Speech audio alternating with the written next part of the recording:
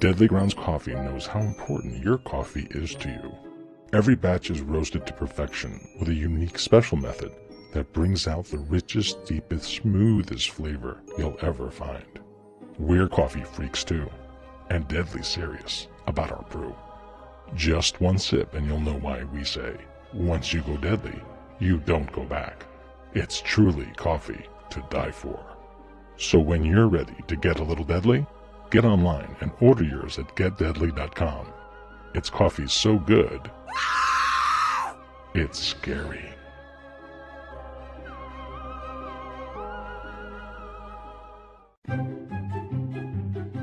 Warning! Warning! Today's episode contains spoilers.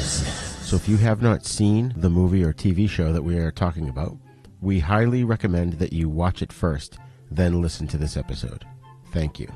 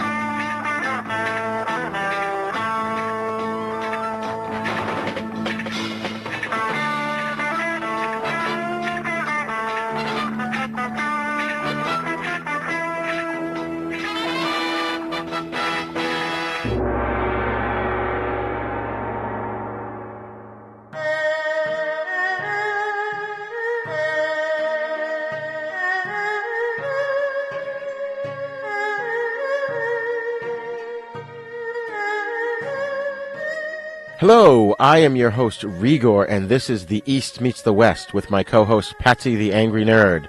How you doing today, Pat? I'm doing all right. I'm pretty excited to talk about these movies because I was pretty happy with both of them. Oh, yeah, excellent. Same here. I was really excited to talk about them myself. So that being said, folks, today we are going to cover the Shaw Brothers film The Magnificent Ruffians from 1979, once again uniting all of the Venom Mob, and Ace High from 1968, the spaghetti western sequel to God Forgives, I Don't, starring Terence Hill and Bud Spencer, who reprised their roles as Cat and Hutch. So first up is The Magnificent Ruffians, which is the 7th movie on the list of Venom Mob films.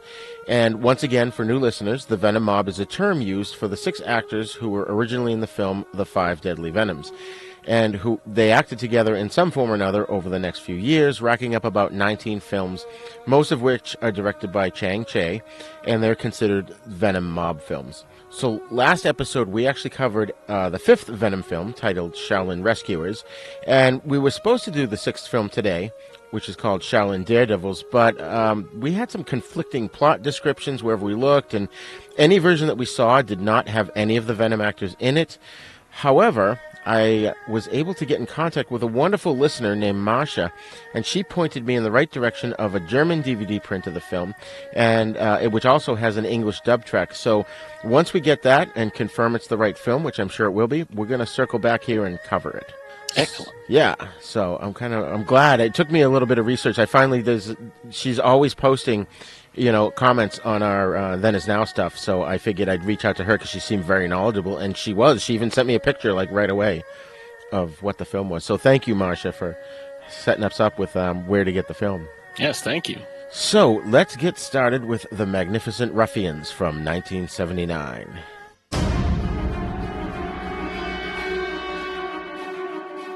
Lon's Escort Company. He has a good site. It's right in the middle of the town's best business area. I want it. I've told Chin and Cho to seek one and to make him sell. Yes, I won't sell.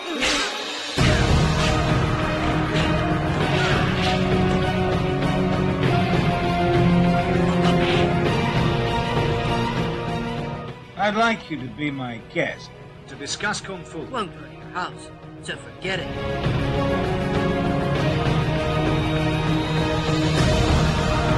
Guan Yu. They'll get rid of him. But but don't tell them that.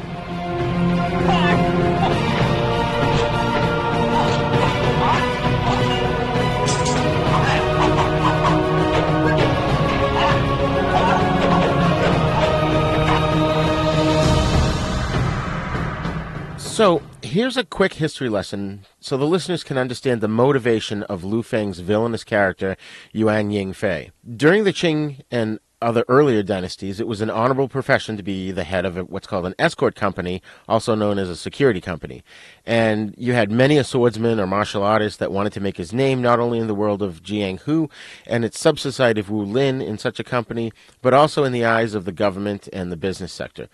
However, with the fall of the Qing dynasty and the advent of modern weapons, security companies rapidly declined, leaving maybe one or two per city. Now, with all these former martial artists and swordsmen out of a job, they became like ronin, which are masterless fighters looking for work from anyone willing to pay. And as you might imagine, the competition was stiff. So the movie opens with Lu Feng, a warlord who uses a golden spear, bemoaning that kung fu has become useless.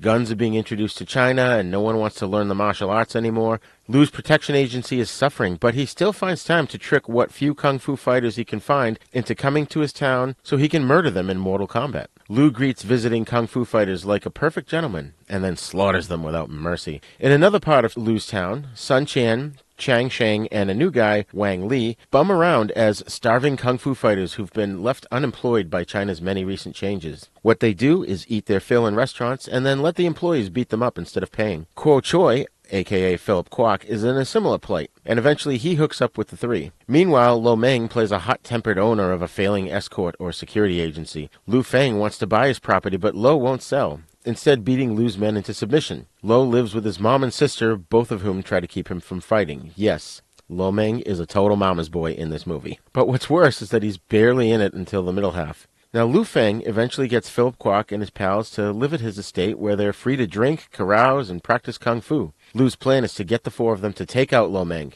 He can't do this himself because he's smitten with Lo Meng's cute sister, so he wants Lo killed quietly. Lu fools Kwok and his pals into thinking that Lo Meng is a bad guy who needs to be punished. The four of them head over to Lo's place, but a problem arises.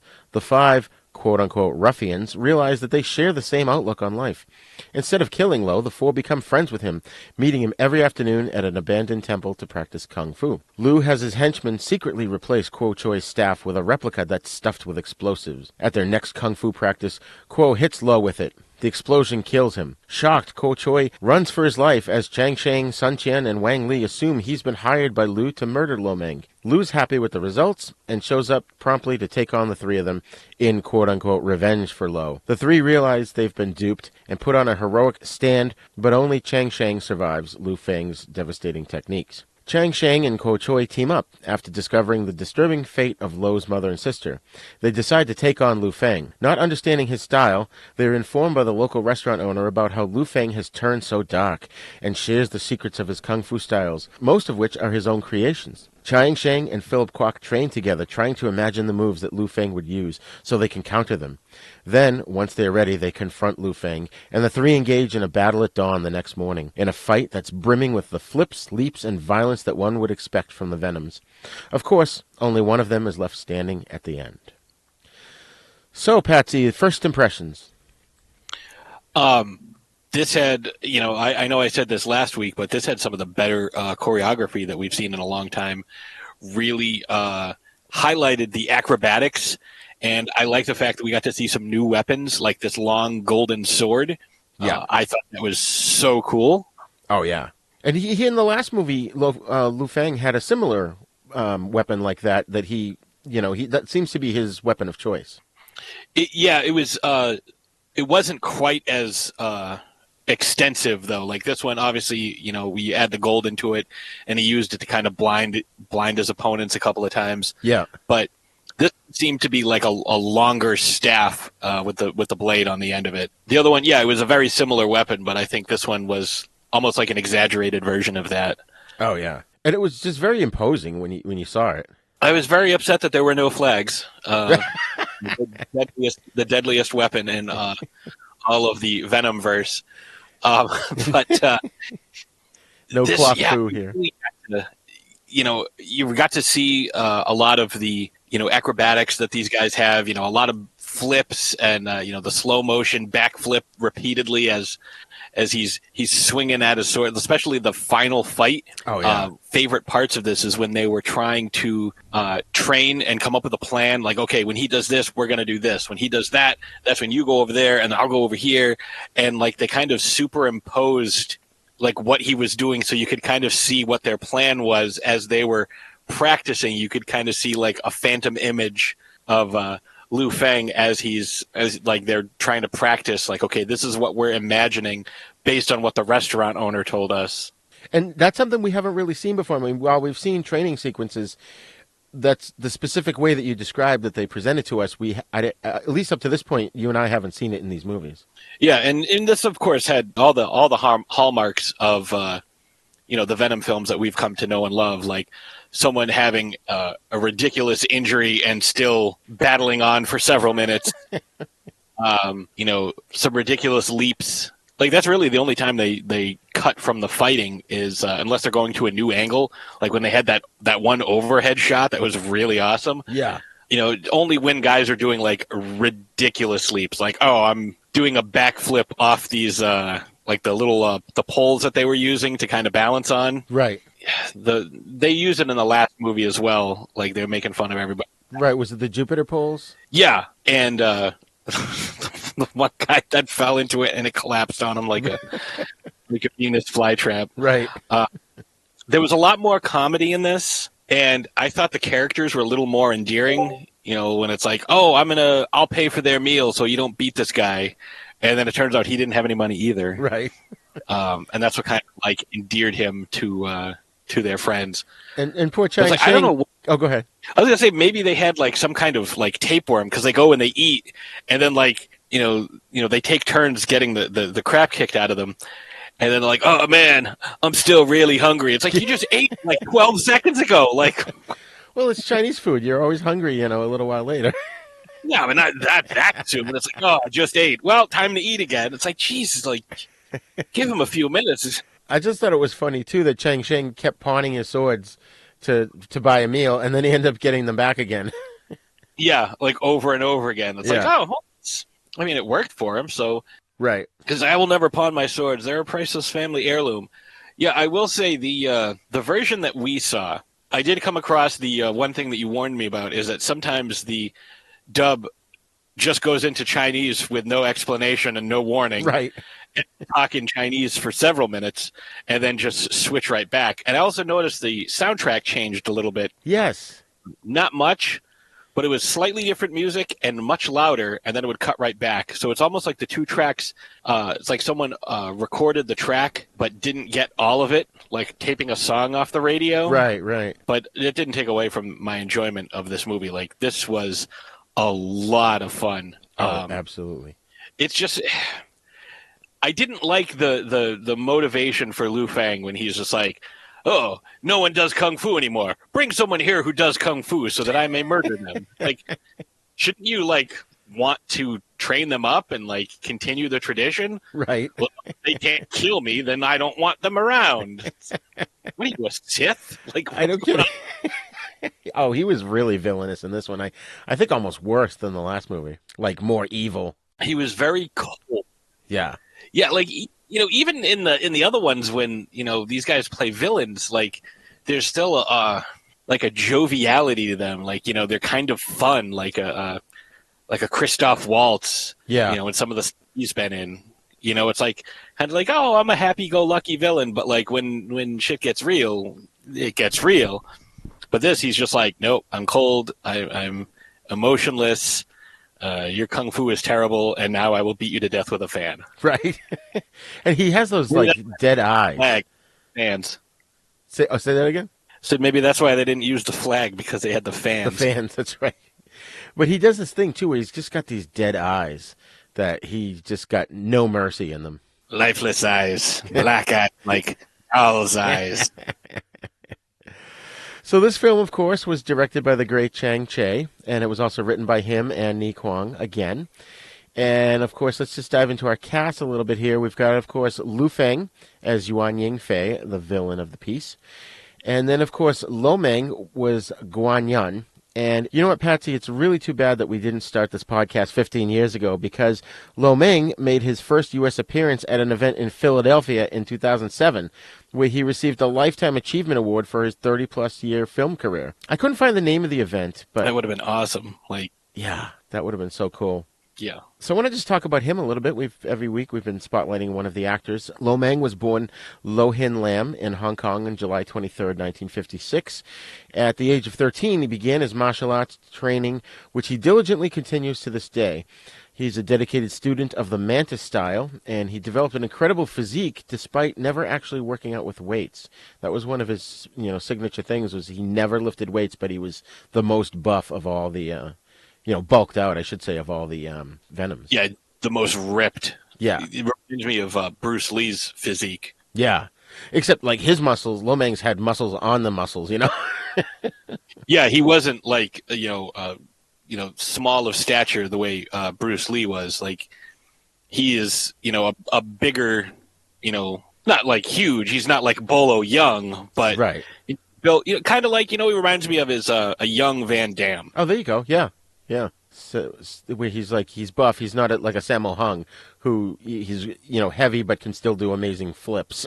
Right, and he's not this huge monster like Bolo Young. Yeah, he's somewhere in the he's not as shredded as Van Damme was in his heyday. Like Bloodsport Van Damme. Right. He's somewhere between Van Damme and Bruce Lee. He's got the definition of Bruce Lee, but the size of Van Damme. Exactly. And, Lo Meng was introduced to the film industry by a mutual friend who was the chauffeur of Chang Che. And he started working in the accounting department, which I tried to picture, and I couldn't really picture that. Him being just sort of clumsy and not being able to do anything with numbers. Or conversely, using the long staff and typing in all the numbers on his typewriter or his adding machine. But it was Chang Che, because he would go into the accounting office every so often. He was impressed by Lo's physique and his charisma, and of course, not to mention his martial arts background, which, like we said, was the Mantis style, was his style of choice. But he also studied Choi Li Foot and Taekwondo. So he later attended training courses created for actors wanting to work at the Changong Film Company before he joined the Shaw Studios. And Chang Che decided to give Lo some bit parts in films, a few film projects, before first wanting to give him a new stage name. Initially, he called him Lo Lia, meaning fierce or intense. But as time went on, Chang jokingly began to call him Mang, which means foolish or clumsy, because supposedly he once tripped over the wire of an air conditioner, so hence the name Lo Meng stuck. That's fair. Yeah. And, of course, the Five Deadly Venoms was what launched his career, and he credits that actually as his favorite of the films that he's done. And in the early 90s, he appeared in, which we mentioned this in a previous episode, John Woo's Hard Boiled, which teamed him back up with two members of the V Club, Ko Choi, a.k.a. Philip Kwok, and Wei Pai. And all told, Lowe's appeared in nearly 70 films and countless TV episodes, so he had an amazing career. Like Ip Man. Yes, that's right. He was in that, too. I think he was in at least two of, if not all three. Yeah, I haven't seen those yet. I got to watch those, too. Oh, I love me some Donnie Yen. Yeah. If you've seen him in Rogue One, Oh, yeah. the scene where he takes out all the stormtroopers. Right. That's 1/1,000,000th of how good he is. He has this one move where he starts punching people, and he starts off slow, and it turns into a machine gun punch. He's so goddamn fast. That's awesome. What people don't know about this guy, not to get too far off topic, but he trained Bruce Lee in real life. Not Donnie Yen, but Ip Man. Ip Man was Bruce Lee's teacher. Oh, wow. I didn't know that. Yeah, so just to give you an idea of Donnie Yen is playing Bruce Lee's teacher. There's a great scene in the third one where he fights Mike Tyson. It's not Mike Tyson the guy, because these take place in the 30s and 40s. Right. But Mike Tyson is the person he's fighting, and it's a ridiculous fight. It's so good. So you mean the real life Mike Tyson was an actor in the movie? Yes. Oh, wow. Yeah, he was playing a different character.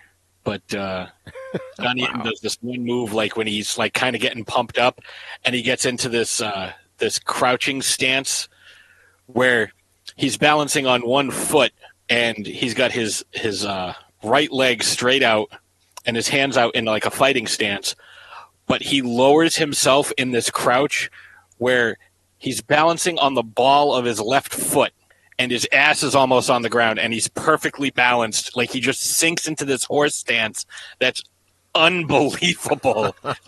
How are you doing that? That's so cool. Yeah, like I 1,000,000% recommend Ip Man films because he is so good in it. Sammo Hung's in a couple of them. Oh wow, okay. Yeah, it's excellent. Like, there are some great fight scenes. I think Yen Wo Ping does the wire work. You know, who did tons of stuff, including what folks might be familiar with, the Crazy 88 scene in Kill Bill. Okay, yeah. With Gordon Liu. Yep. So yeah, he's there are some significantly awesome fight scenes. I think isn't there an Ip Man TV show too? That I don't know. Because I think I was looking for it on Netflix. Sorry, I didn't mean to cut you off. I was looking for it on Netflix one time, and I'm watching it. And it says like episode 1, episode 2. I'm like, oh wait, this is not the movie. This is the TV show. Yeah, that I haven't heard. I just know about the 4 films. But yeah, and he's also got a movie that just came out recently called Enter the Fat Dragon, where he plays an overweight martial artist and he's in a fat suit. Oh, that's hilarious. And I haven't watched it yet, but it looks amazing. But yeah, just to kind of throw that out there and connect it to our guys here. Nice. So let's just round off our cast here. We've got Chang Sheng as He Fei, Sun Qian as Feng Jiaji, and Kuo Choi, a.k.a. Philip Kwok, a.k.a. Jared Padalecki's Asian cousin, as Yang Zhu Feng. Now, we had a newcomer in this movie. His name was Wang Li, and he played Zhang Qiao. He was born in Hong Kong. He had been practicing martial arts since childhood, moved to Taiwan with his father when he was 15, and auditioned for Chang's film company. And Chang Che was so impressed by his performance, he signed him up as a contract actor. He went on to Hong Kong in '78 and joined the Shaw Brothers and appeared in a whole bunch of their films, including Chang Che's 2 Champions of Shaolin, The 10 Tigers of Kwang Tung, Flag of Iron, and House of Traps, which I think some of those we are going to cover as Venom Mob films. We've also got Annie Luan Lai as Guan, she played Guan San, which was Guan Yun's sister. We had Wang Lai as Guan Yun's mother, and then Yu Tai Ping as Chief Li. He was Yuan Lin Fei's lackey, and we've seen him before. I always refer to him as the pointy-nosed actor that we've seen in some of the other films, and he plays a total dick here in this movie. Yeah, he definitely is. Yeah. Now, one thing that I find interesting... Still not as bad as Lu. Not as bad as who? Not as bad as Lu Feng. Lu Feng's still like the worst. Oh, my God. Well, he was evil, and the other guy was just a dick, Yeah, I can see the distinction there. So, apparently this movie, Magnificent Ruffians, is technically part of a trio of Venom's movies. Not that they're sequels to each other, but they're kind of lumped together because they all take place in the same time period, which was the early 20th century. And in each of these movies, the Venoms sort of play the same kind of character types, where they're starving kung fu masters.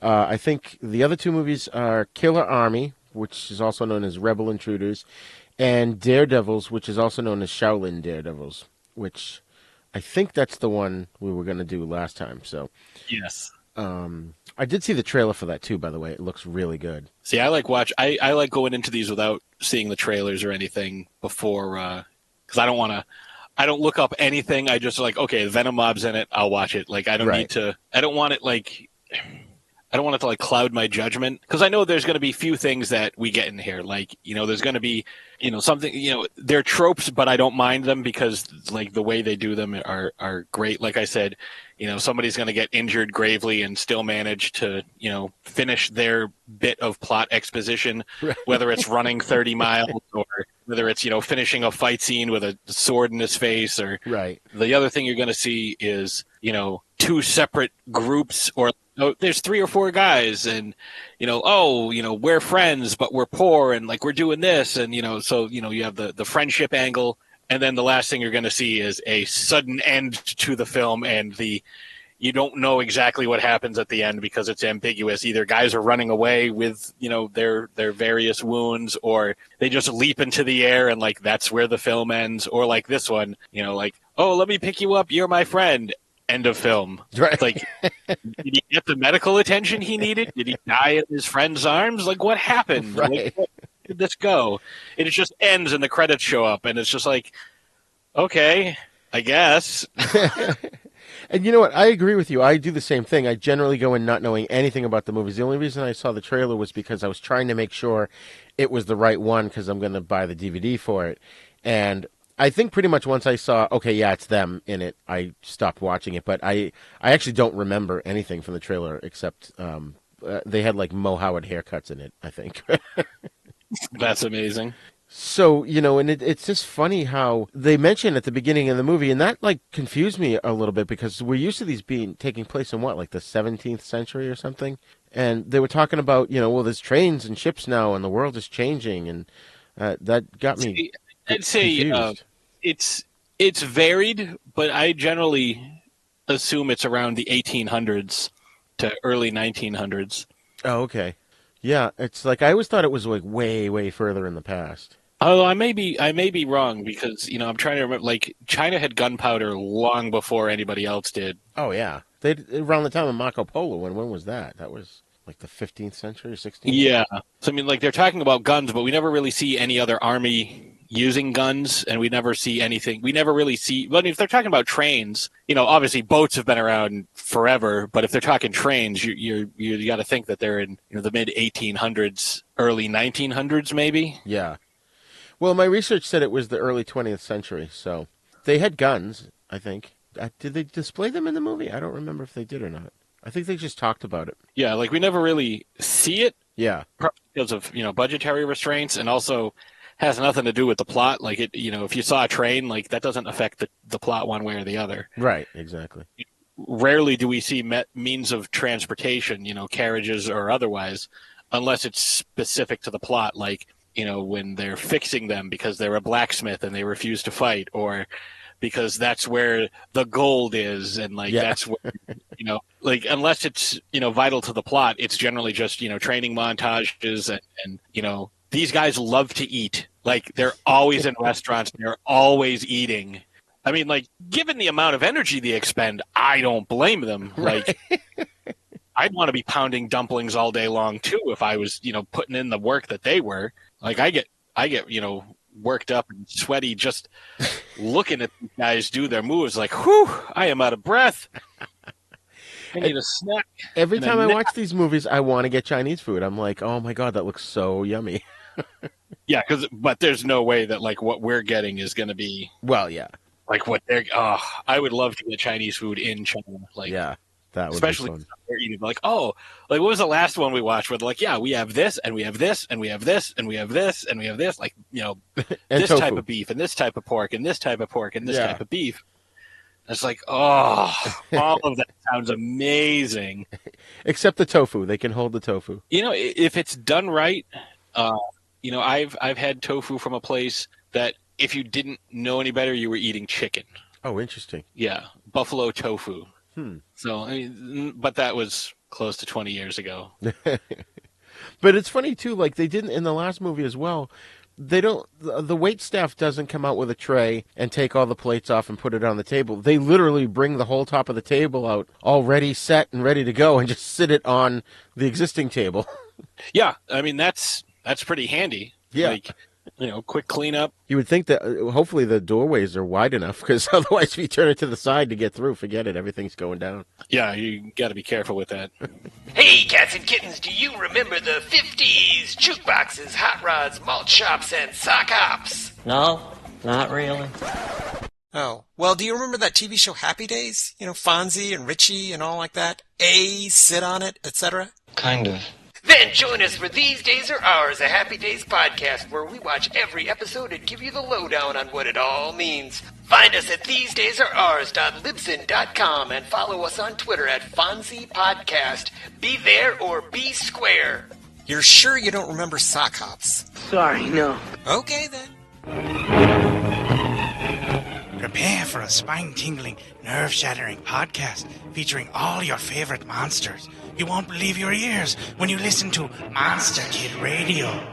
Hear your host, Derek M. Cook, and his ever-rotating stable of guests discuss your favorite classic and sometimes not-so-classic monster movies. Subscribe to Monster Kid Radio through iTunes or Stitcher, or visit monsterkidradio.net before the next weekly episode of Monster Kid Radio.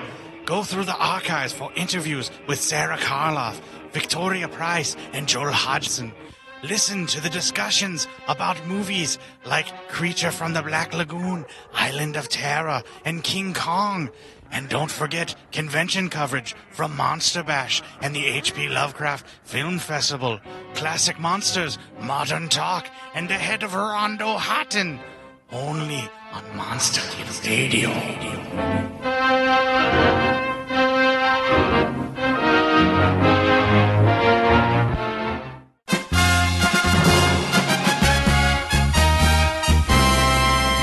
One thing I loved about this movie too was the groovy '70s soundtrack.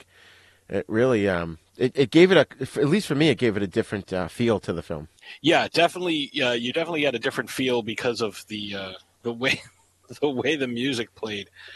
I was like, okay, they're about to fight, but if a bunch of ladies came out at the same time, like I could see the with the music. Yeah, I could see the movie go in this direction too. And the theme song that would crop up every once in a while, it reminded me of the Odd Couple theme by Neil Hefti. A little bit, yeah. Which was interesting. I thought that was an interesting choice for it, but I loved it. I thought it was really entertaining. I kind of want the soundtrack for this, so I don't think it exists, but... Yeah, you just got to be careful, if you're downloading this movie, because, it's like, oh, yeah, it's the movie about the escort business. It's like, whoa, hey, wrong escorts. Whoopsie. No, trust me, you're going to dig this soundtrack. So the Chinese title for this movie translates as Selling Life Young Men, which basically means that when a person works hard, he's basically selling his life for that job. And it can also refer to all the young men trying to find work, as well as those who die trying to get work with yuan. And of course, the Magnificent Ruffians refers to the four streetwise friends who appear to be ruffians at first, but turns out they're all good men. And the film was also known as Destroyers and Destroyers of the Five Deadly Venoms. So obviously that was a clear marketing ploy in the Western world to get people to see this movie. And they really were kind of ruffians in this because they'd eat a meal and then they'd smash all the plates and cups. Well, usually because they were getting beat up. No, but there was the one time where they were celebrating and they literally just started going crazy, throwing the cups and plates everywhere. Yeah, that's true. They had that going for them too. Which just seems excessive. I guess that, in certain places that's, considered to be, like we saw in the Thor films, or at least the first one. It's like, yeah, this is great. Smash the glass on the ground. Yeah. Like I get that's like a sign of really enjoying your meal. Right. It'll be your last one because you destroyed all the crockery. Yeah, like, what are you going to eat on? Right. That's why you know those weird restaurants that are like, yes, I'm serving you soup in a shoe. You know what I thought was cool, too, was, we got to see a lot of, Chang Shang and Philip Kwok's skill here and Lu Fang with the golden spear. But we got to see more of Sun Qian's kicking style, which up till now we hadn't really seen it quite a bit or used as extensively as we saw in Shaolin Rescuers. So I thought this was a nice to see him again. Yeah, and I'm just happy to see Lu Fang. Yeah, and Lo Mang, not Lu Fang. Yeah. Yeah, Lo Mang and all these guys, like I just like seeing them. I don't care. Yeah. It's did you know that Lu Fang created some of those the moves he did with the spear? He created those in real life for the movie. Oh, that's pretty cool. That I didn't know. Yeah. He made up a whole bunch of techniques to go with it, and I don't know if it came from the script and they said, "Well, can you do this?" or he said, "Wait, I can do this," and they kind of wrote it into the script. So I'm not quite sure how that worked. But the other thing, too, when we're talking about the music, getting back to that for a second here, I kept hearing the Spaceballs drum beat throughout the film. I kept waiting for the guy with the white helmet to be in the corner banging on the giant drum. Yeah. Yeah. It's like, oh, that is a very distinctive drum beat. I've heard this several places before. Right? Oh man! And there was one scene where Chang Shang had to jump out of the restaurant, and we had mentioned them earlier. The those vertical poles with the Jupiter poles, but he landed perfectly. Unlike in Shaolin Rescuers, none of them could do it except for one of them was the only one who could do it. I can't remember now. I can see his face. Was it Sun Qian? Yes. Yeah. Yeah. What? He was the student. Yeah. And, he's running around, he's hopping on it, and then the other guy falls in and it collapses on him like a Venus flytrap. Oh, yeah. Which I thought was hilarious. But in this one, it was Chang Shang who did it. They told him he had to leave out the window. He's like, yeah, okay. out the window. You can't go down the stairs. I'm not going to, we're not going to beat you up because you couldn't pay. And they're like, oh, this is great. Let's come to this place every day. Yeah. Like, that might only work for a certain amount of time. It may not work forever. Right. And we can't go through one of these movies without commenting on the dubbing. Did you find that Philip Kwok's dub was just not good? He sounded like he was meek and nerdy, I thought. This one, I was thinking about that as well. I didn't think this one was one of the weaker ones. Yeah. I thought this was bad. I actually thought that the voices sounded familiar. I was like, oh, it seems like they've used these dubbing actors, before. Like, it sounded familiar. Yeah. Yeah, and I've heard some of the ones that were used for Venom's used for other characters in different movies. I mean, that makes sense. Yeah.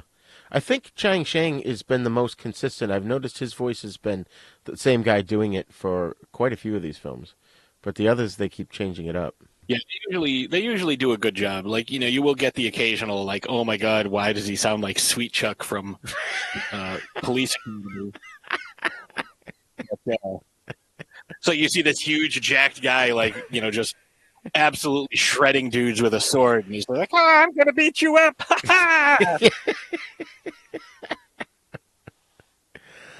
Oh, man. It's so funny. Now, what was up with the bath scene where they get to go to take this bath, all of them at Lu Fang's house, and there's all these chicks in there, and they come running out. They're like, no, there's women in there. I'm like, dude, go back. Why are you kicking the women out? Maybe they're trying to, maintain their chastity. Maybe that was, kind of frowned upon, because we never really see anything like that in any of these movies. There's generally not a romantic interest, right? Or if there is, like, there's never any, like, PDA at all. Usually, it's kind of like what we see in this. It's like, ooh, I really like that girl. I should probably murder her brother so she'll go out with me. Right. Like, that is not the way to do things. Why don't you try flowers or something first, like, before you it? Like, maybe try a little romance. What, right. Romantic? I think the reason for that scene was because Chang Che always emphasized his themes of brotherhood and camaraderie in his films. So because then they're all like arm in arm going into the bath, and they're like playing like little kids, which I think was another angle too, is that they weren't very mature to begin with. They were ruffians, Yeah, and there's always that sense of, like you said, camaraderie and brotherhood with all these films, because these guys respect each other so much, especially the last one that we just did, the guys fighting each other over the tofu and, like, doing all these different moves to each other. And, like, there may not be like, oh, I like you, you're my friend, but there's definitely like, oh, hey, I know you, I respect you, and we spar against each other here and there because we're always testing each other, and, it's a lot of fun, and this is what we like to do. Yeah, exactly. Unless you're Chief Lee, because then Lu Fang just beats the shit out of him just so the others will think that Lo Meng did it.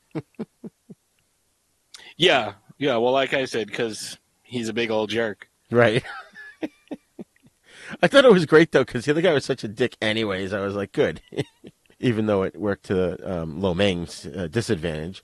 Which, by the way, him being a mama's boy was freaking hilarious. And he's like, no, Mom, I'm not fighting. I'm just practicing with my friends. Yeah, that was funny. And she's like whapping him with her stick. Yeah. Oh, man. It just reminded me of... like, that's pretty funny. It reminded me of... what's his name on Big Bang Theory? Oh, my God. Which one? Sheldon? No, the one whose mother was always yelling at him. Oh, L. Leonard, that's right. No, not Leonard. Yeah, his mom was always... Harold Harold Wallowitz, yeah. Yes, yeah, Wallowitz. That's right. The one who ended up marrying Mr. Rouch. That's right. Yeah. It's just, oh my God, that was just so funny. Where that's all I could think of. Except you saw the mother in this. You never saw her on The Big Bang Theory. Yeah, and she ended up passing away. Yeah. Yeah, the actress died in real life, so they killed her off in the show. Yeah, which was kind of sad, but yeah, it makes sense. Not quite as sad as what happened in the movie here, because this was a lot of fun. I really enjoyed this one. Again, I haven't had a bad time with any of the Venom movies. Like, even the one that I enjoyed the least, which was Life Gamble, right, was still pretty good. Oh yeah, that one was just convoluted. That's what worked against it. If it was a little bit more, streamlined and you could understand better what was going on, it would have been, equal to these movies. What we should have done was we should have, not to get too far ahead of ourselves, but we should have kind of paired Life Gamble with Ace High. We had that theme going. That's right. That's right. Which we will get into in a little bit. But yeah. I was thinking about that earlier. I was like, man, this would have gone really well with. But that's what happens when you don't watch the trailer and don't look at any of the synopsis. Right. Although up to this point, we've kind of lucked out because they have, for the most part, matched in themes and sometimes even sequences. It's like this is the first time where it really didn't. The movies, I didn't find any similarities between them. Well, see, we did them just slightly out of order. Yeah. Oh yeah. It's probably because we didn't get to do the last one, or number 5, I should say. So yeah. So I would recommend to people if they're gonna kind of follow in our footsteps and do this type of thing where they want to pair up movies like that, definitely pair up Ace High with Life Gamble. Yeah, because you'll see the same central theme kind of running through both of them. Oh yeah, absolutely. Now, one thing I did not expect in this movie at all was Liu Fang getting the explosive pole in his chest. Oh yeah, like that.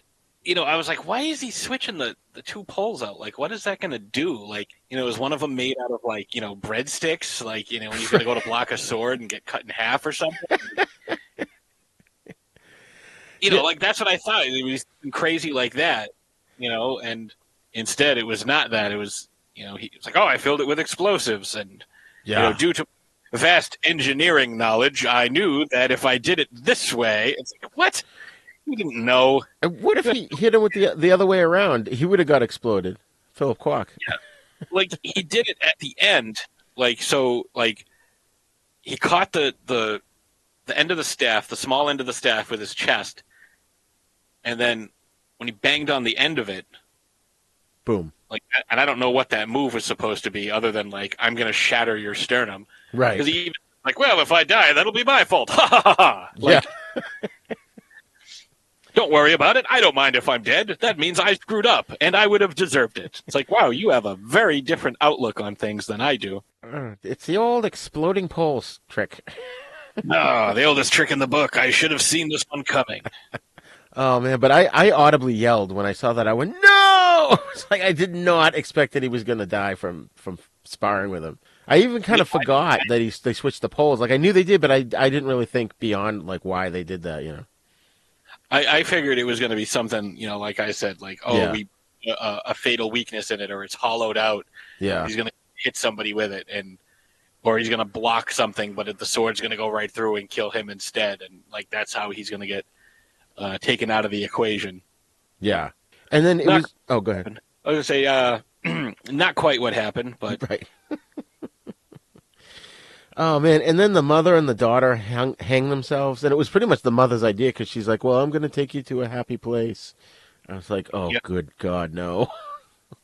That was some dark shit, like, right there. It's like, whoa, this got real very quickly. Yeah. And then Philip Kwok and Chang Sheng decide to team back up again and disguise themselves as ghosts and basically scare the shit out of Chief Lee. And then the whole thing with the rope. Yeah. Like, it's like, all right, is this like Cirque du Soleil? Like, what are we doing here? Yeah, that was weird. But then they got them into that move where Chang Sheng had the 2 swords in the front and Philip Kwok had the pole in the back, and then that just basically killed him which it wasn't really clear how it killed him, but I guess he got stabbed. Yeah, that'll learn him. And did you notice Quack didn't get a new pole? He used the same exploded one through the rest of the film. Yeah, well, he didn't know where his was. Oh, that's true. That's a good point. Yeah, he had to find it. It's like, oh, where'd my good one go? See, I was expecting them to kind of like overhear him say something like, it certainly was good that, because, like the classic villain monologuing as he's walking down the street. Right. Like, it certainly was a good thing that they, switched those two poles and made one of them explosive, so it killed that guy. Ha ha ha ha. Right before he strolled in to go see the sister. Right, yeah. The boss wants to see you. Oh, not answering? I'll just come in. It's like, Yeah. Nah, I don't think that's how it's supposed to work. Yeah, and he basically said something to that was really creepy. He didn't actually use these words, but it was something to that effect was like, I hope you're decent. Like he was going to walk in on them no matter what. Yeah, he was going either way. He's like, oh, are you decent? I hope not. I'm coming in. Yeah. That's why I maintain he was such a creepy dick. But that whole scene where they were pretending to be the ghosts, I thought that was really creepy. Oh, yeah. Well, I also, unless I kind of misread that, like, it seemed like they had also put, like, their scalps on. Because I don't know where they got those wigs. Notice? Yeah, I wondered the same thing. Threw the corpses on the ground at him. Yeah, that was really creepy. Do you think this is disrespectful? No, it's in the name of vengeance. Right. We'll just throw their dead bodies at you. Yeah, let me heave these bodies at you and wear their hair. Sorry, I don't have time to get to the wig store. Oh my god. Yeah, it gets a lot darker when you think about it like that. I hadn't thought of that. Unless they were like under the sheets controlling them like marionettes. Well, that's initially what I thought they were doing. I'm like, oh man, they're using the dead bodies like that, and then they pull the sheets off. Yeah. Well, I suppose not. Which of those things is less like creepy and offensive and disrespectful to the dead? I can't imagine they scalped them. They must have had the ladies of that age. They probably had wigs in their bedroom or something. Yeah, but I mean, they had to find those wigs awfully quickly. I know that was a bit of a stretch, but it worked in terms of being an effective scene. I wonder if they debated that on set, and Chang-Chi was probably like, who cares? It's going to scare the crap out of the audience. No. This happens all the time. Haven't you ever seen like any Disney movie? They're always scalping people and killing people, tossing dead bodies around. Yeah, it's just the way it is. But as we get towards the end of the film, obviously we had talked about that training sequence at the beginning of the show today, and I really loved that. I loved seeing the way they just sort of imagined what he would do so they could figure it out, because it set it up to make it clear to the audience what was going on too. You can have the restaurateur tell them about it, but actually seeing them practice it beforehand was really fun. Yeah, like getting to see it with the specter superimposed. Yeah. And the thing about that scene, too, is it set it up for me personally. I don't know how you felt walking into this end fight, but I've got to say, of all the films that we've covered so far, I don't think I've ever been so nervous going into a final fight as I was in this movie, because the training sequence set it up because they weren't even sure if they were going to be able to defeat him. And up to this point, he'd pretty much killed everybody in the movie. So I was, like, worried going into this end fight. Yeah, it wasn't, I didn't think that they were both going to make it out, or, it might have been, kind of like the end of, now I can't remember the name of it, but like where they all run away at the end, but they're like full of arrows. Oh, yeah. Was that, not Master Avengers. I think it was Shaolin Rescuers, wasn't it? Where the two, Phil Kwok and Lo Mang, had arrows in their chests, and they were going to stand against the army, and Chang Shang and the other guy ran off. Yeah. I think that was it. I don't know. They kind of blend sometimes after a while. Yeah, it takes a while, when you're like trying to. It's like, okay, let me think. Because we also do these a couple of weeks apart. Right. We both do multiple shows in between. So Yeah. But that whole end fight scene was just so amazing, and it was cool because you could tell the characters, Phil Kwok and Chang Shang were getting tired, and they'd trade off fighting him because I kept going, why aren't they attacking him all at once? And it was obvious that they were exhausted because they'd been fighting. What was it, like a 20-minute fight sequence? yeah, it was a long fight sequence, and as I've pointed out, in the past, like if no one has, if you've never done sparring or anything like this, it takes a lot out of you very quickly. Oh yeah. Even off topic, what's his name? Donald O'Connor in Singing in the Rain. He does that whole sequence, make him laugh. And he's like, literally runs up the wall and does a backflip and does all this stuff. I guess it took them like several days to shoot that, and then he was flat out for like 2 weeks. He was so exhausted from that. Oh yeah, it takes a lot out of you, and they don't just have like this quick, easy little fight scene that's like well choreographed. Like it's a long fight scene, and it's one of many. Oh yeah. Yeah, and it's amazing how many of these movies they churned out in like 1 year. I mean, I think the last two were also in 1979. So it's just crazy that these guys, when the hell did they eat and sleep, Well, they ate while they made the movie, obviously. Can we do the restaurant scene again? I think it would. If that was me, and it's like, oh man, this food's amazing. I'm going to purposely screw my lines up so we have to do it again. Yeah, it's not like the fake food they have on movies and TV shows today. Yeah, but I always love it though when Kwok and Chang team up, especially in end fights. They've done this a couple times now, and I love those two together fighting together. It's just fun to watch their styles. Oh yeah, absolutely. I think both of them at one point separately, both of them did like a triple backflip. Yeah, it was some there was some crazy shit that they did. It was pretty awesome. Yeah. So, all right, Patsy, final thoughts on the Magnificent Ruffians. I really liked it. I like the introduction with the new weapons. The double Chinese broadsword was very fun. The pole, especially because that's something that I have trained with, the long stick. Like that one move where it was just kind of like spinning it around and around and around, like. Oh yeah, a lot of fun. Because it's like, oh, I know how to do that. I've done that before. Yeah. Not as well, but I've done that before. And it's funny because the same moves that you would use for the long staff there are the same moves you would use for that long sword, the golden sword there. You're gonna kind of use very similar motions and hand over hand, like trying to when you're twirling it around.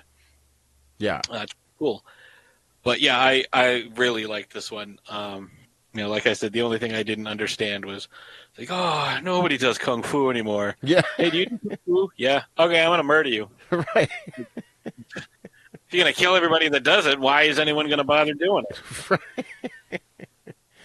And I love, though, how he recognized that they were countering his techniques. He's like, so you know all my techniques, but do you know this one? And it was like, sun flying behind the moon or something, whatever it was. Yeah, it's like, oh, I'm going to totally do a different thing. Haha, you didn't know I was going to do that. Take that. Yeah, I really enjoyed this movie, too. I thought it was great fun. And, I loved Lu Fang being even more evil in this. It's like, how much more evil can this guy get? If he had she'd have been twirling it. Yeah. He needs a mustache to twirl, too. But, the build-up to the final fight really had me tense, as we just talked about. And, and like we said before, too, you never know who's going to get killed off in these films. So I love that. I love the fact that, nobody has, like, this ridiculously thick plot armor where it's like, they might go the whole movie and get killed at the end, or they might get killed in the middle. They might get killed 10 minutes in. Like, you never know. Yeah. Yeah, it was shocking. So I definitely recommend this movie. If you can find it, people, it's well worth it to add to your collection of Venom Mob films. So we're going to take a break here, and then next up when we come back is the spaghetti western Ace High from 1968, the sequel to God Forgives, I Don't.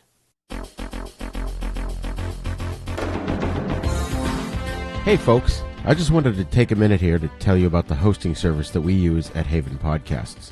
Podserve.fm. Podcast hosting has never been easier. They do all the work to get your podcast on Apple Podcasts and other major podcast networks. They help you navigate the podcasting world, whether you're brand new or have years of experience. Folks, I can't tell you how happy I am with their service. When I first started this podcast, I searched around intensely for the right hosting platform. I found Podserve and used their simple 4-step process, and in a short amount of time, my podcasts were on the internet and available through all the major podcast networks. And their customer support is unreal. Every time I goof things up and make a mistake, like posting the wrong show to the wrong feed, I email them, and I kid you not, within minutes I get a response and the problem is resolved. And they're the only podcasting host that actually helps you get listeners. Other podcast hosts stop at podcast upload and don't help promote your podcast. Well, Podserve makes sure your podcast is seen by thousands of people. The promotion is free, and they put you on podparadise.com, which has over 5,000 visits a day from avid podcast listeners and is growing every day. Each day, Pod Paradise selects 5 podcasts to spotlight on their front page. Maybe yours could be there soon. Podserve's pricing is simple. Only $19 a month. That's it. No tiered pricing platform, just one low fee. For $19 a month, you get unlimited storage, unlimited podcasts, free podcast promotion, your podcasts on all platforms, detailed download analytics, one-on-one customer support. You pay month to month, and you can cancel at any time. And when you sign up, you get 14 days free. You don't even have to give them your credit card.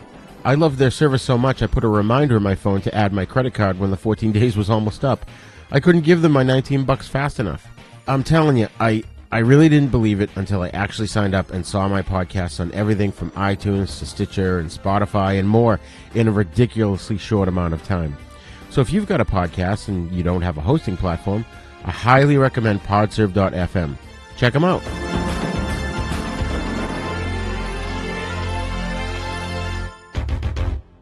We come from the retro future. We want you to be nostalgic for what's to come. A new channel and distribution network for smart people with bad taste, featuring content from Church of the Subgenius, Creature Features, Cinema, Insomnia, Sleazy P. Martini and Guar, Troma, Corey Maccabee, horror, sci-fi, Saturday morning cartoons, midnight movies, and assorted trash we love.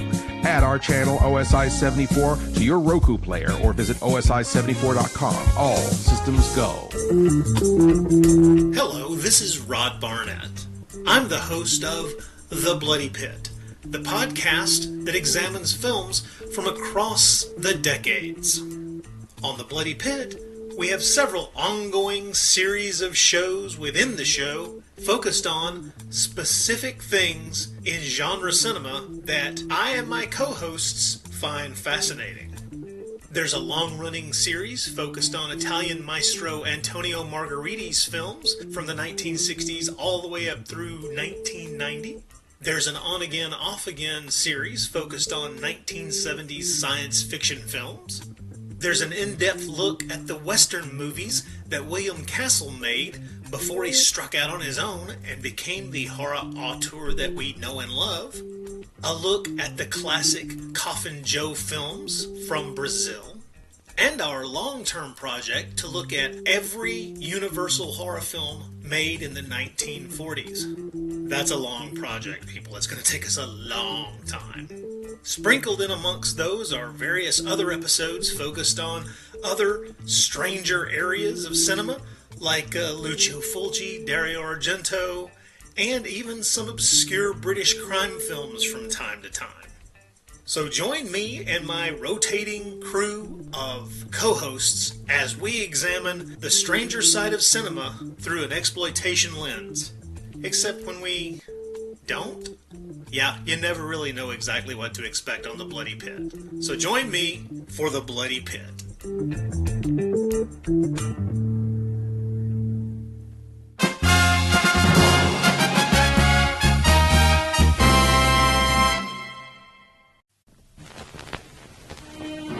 A very simple game. Queen for you, king for me. I win. Of course, the ace is always high. You like it? Hmm? No. Now you like it?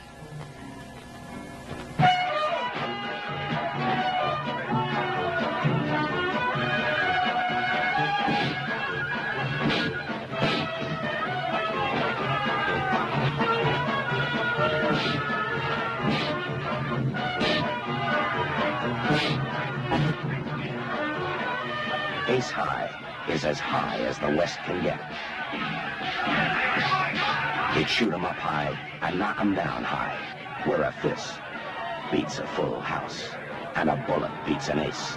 Eli Wallach is Cacopolis, the con man, a thief who steals from thieves. Here we are, just the two of us, all alone. Searching for the friends who betrayed him 15 years ago.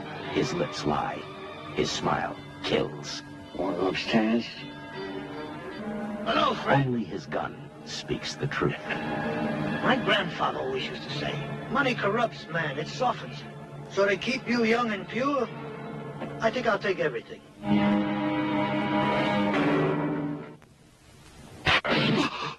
The game is ace high. Crooked as the men who play it. Deadly as the grudge they've held for 15 years. I warned you. Or the guns they now hold. It's gonna be child's play. Leave it to me. Leave it to me, huh? Buddy, I didn't force you to come.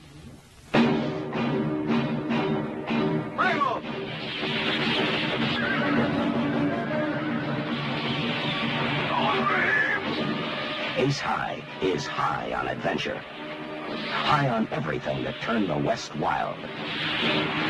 Ladies and gentlemen, place your bets. Ace High, when all the chips are down. 13. And everything rides on the luck of the draw. I want music. Clown. He wants music. Need anything else?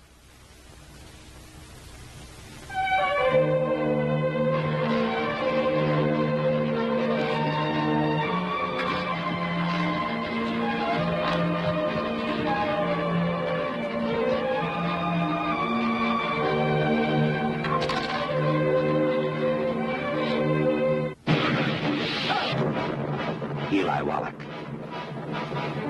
Brock Peters, Kevin McCarthy, Terence Hill, and Bud Spencer in Ace High.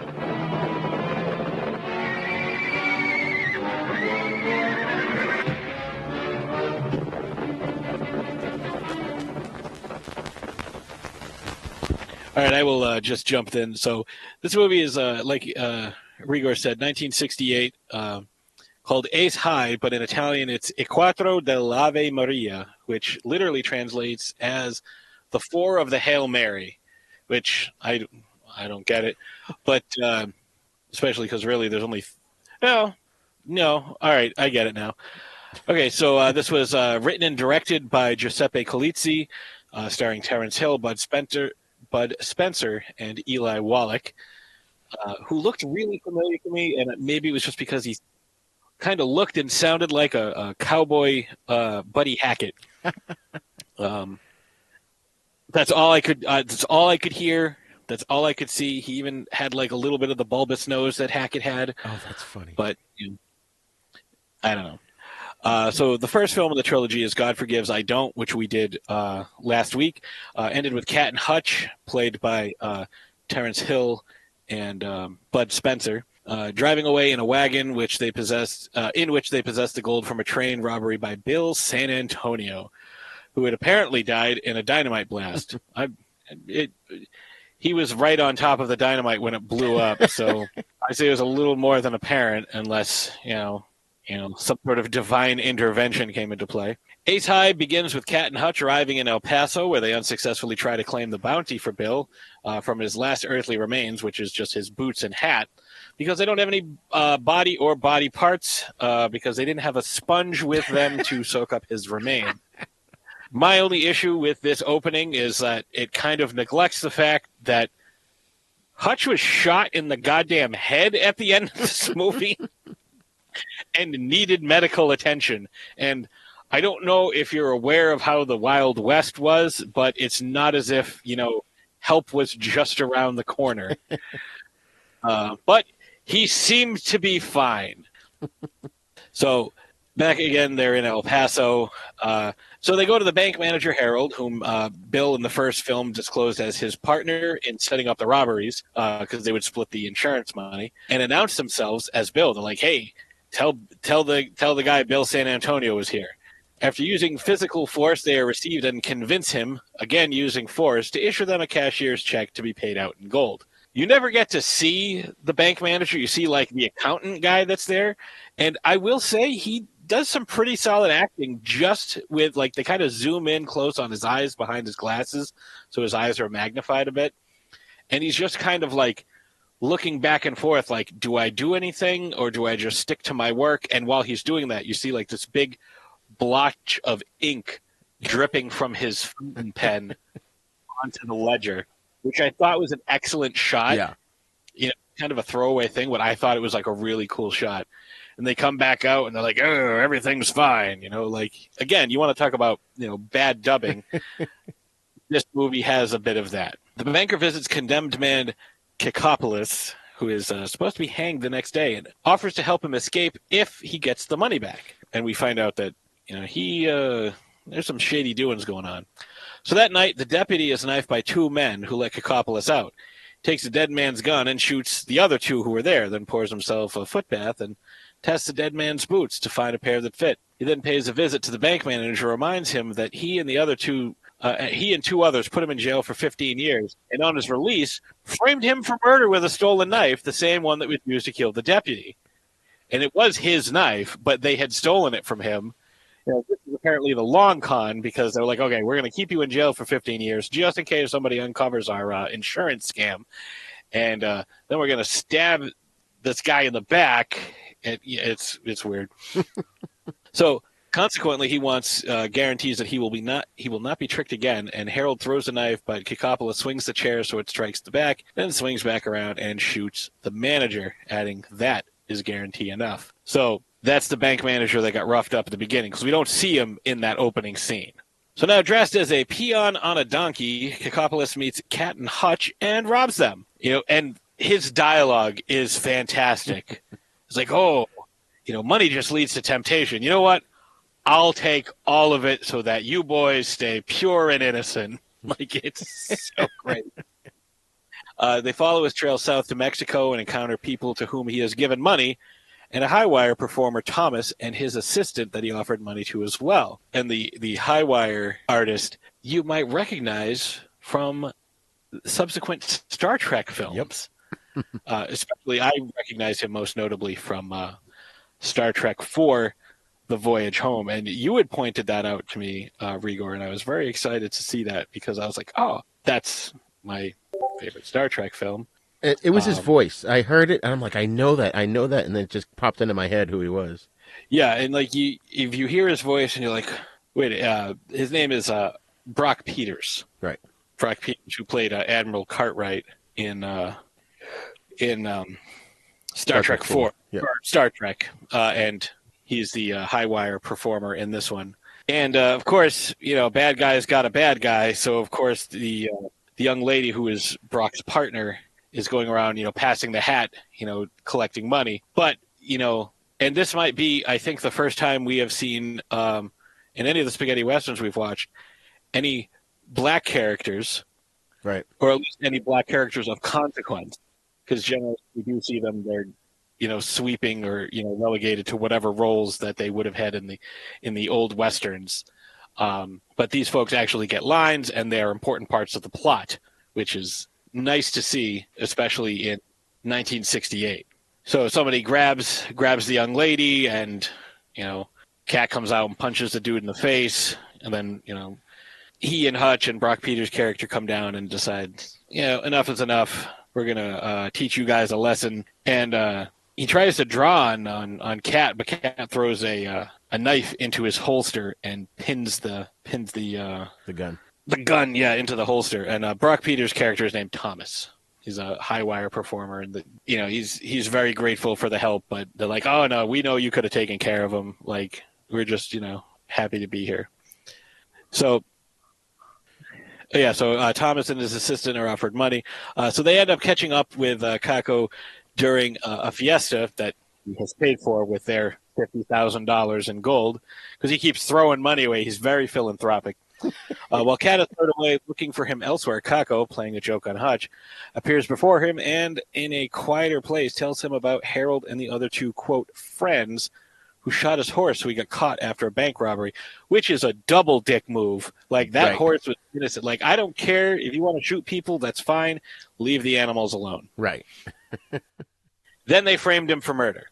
He says that he will get back their money, including what he has spent, if Hutch helps him collect on his debts with the remaining 2. So the first one is Paco, who is a, quote, revolutionary, shown presiding over a kangaroo court condemning men to death for, quote, not fighting for country and freedom. His men capture Kikopolis and Hutch, but Cat enlists help from other revolutionaries.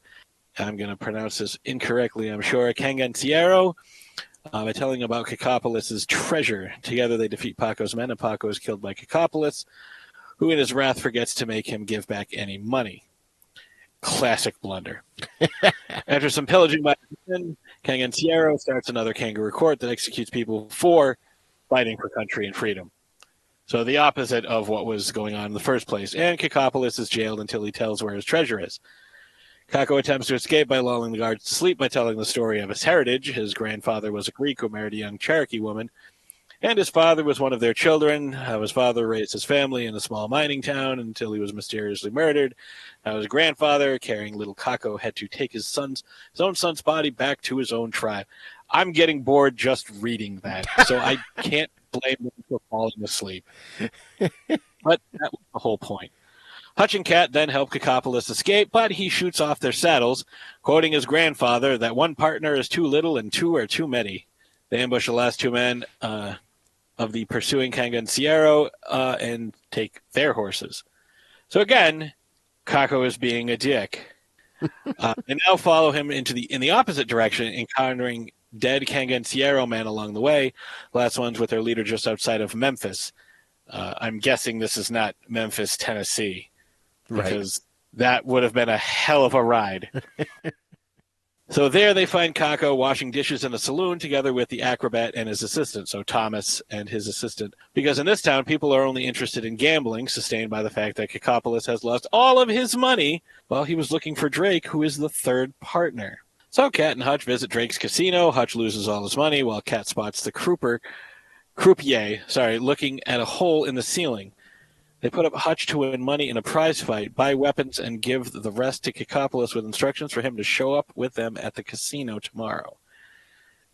That night, with some acrobatic prowess, Thomas and Cat gain entrance to a room in the attic of the casino where there is a peek hole down to the roulette table and a voice tube down to a basement room where a magnet can guide the roulette ball. Cat, Thomas, and Hutch take position in the 2 rooms. Kikopolis, however, seeks the company of a saloon girl, that's a nice way of saying that, and wakes up in the morning robbed of his cash. He hastily replenishes it by forcibly involving a bill collector in a card game that Kikopolis, quotes, wins. Yeah, I love that scene. It's like, oh, here we're going to play this game. You have a 3 and I have a king. I win. Oh, you have a queen and I have a 2. I win again. It's like, wait, what? That's an old W.C. Fields routine. Yeah. So he finally enters the casino where he repeatedly puts down a number, Black 13, breaks the bank with a $360,000 win. So he puts it down, he puts $50 down, and gets $1,750. Because it's 35 to 1. So, bam, $1,750. Then hits it again, leaves the $1,750 on 13, because he's also trying to expose the cheating. Hits again, and then he's like, yeah, let it ride. And they're like, we can't cover that. And I'm like, well, what's the max? He's like, 10 grand. He's like, okay, so I'll leave 10 grand. So Drake and his men arrive to confront Kikopolis, Drake being played by the incomparable Kevin McCarthy, who you might know from, UHF. The Invasion of the Body Snatchers, the original. Yeah, and Inner Space. That's I kept wanting to call it Dead Space, but that's a video game. Inner Space. Yeah, and tons of other things. Like, this guy's been around forever. The original Invasion of the Body Snatchers was, 55, 56, somewhere in there. Yep. Guy's been around forever. So if you saw him or heard his voice, because he looks and sounds the same throughout his entire career. Right. The man didn't change. His hair was white in 1968. Yeah.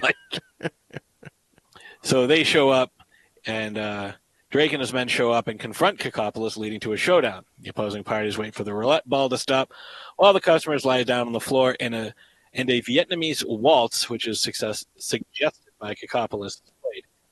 Drake's men are shot, and he is wounded and taken by the vengeful customers, who realize they have been swindled for many, many years.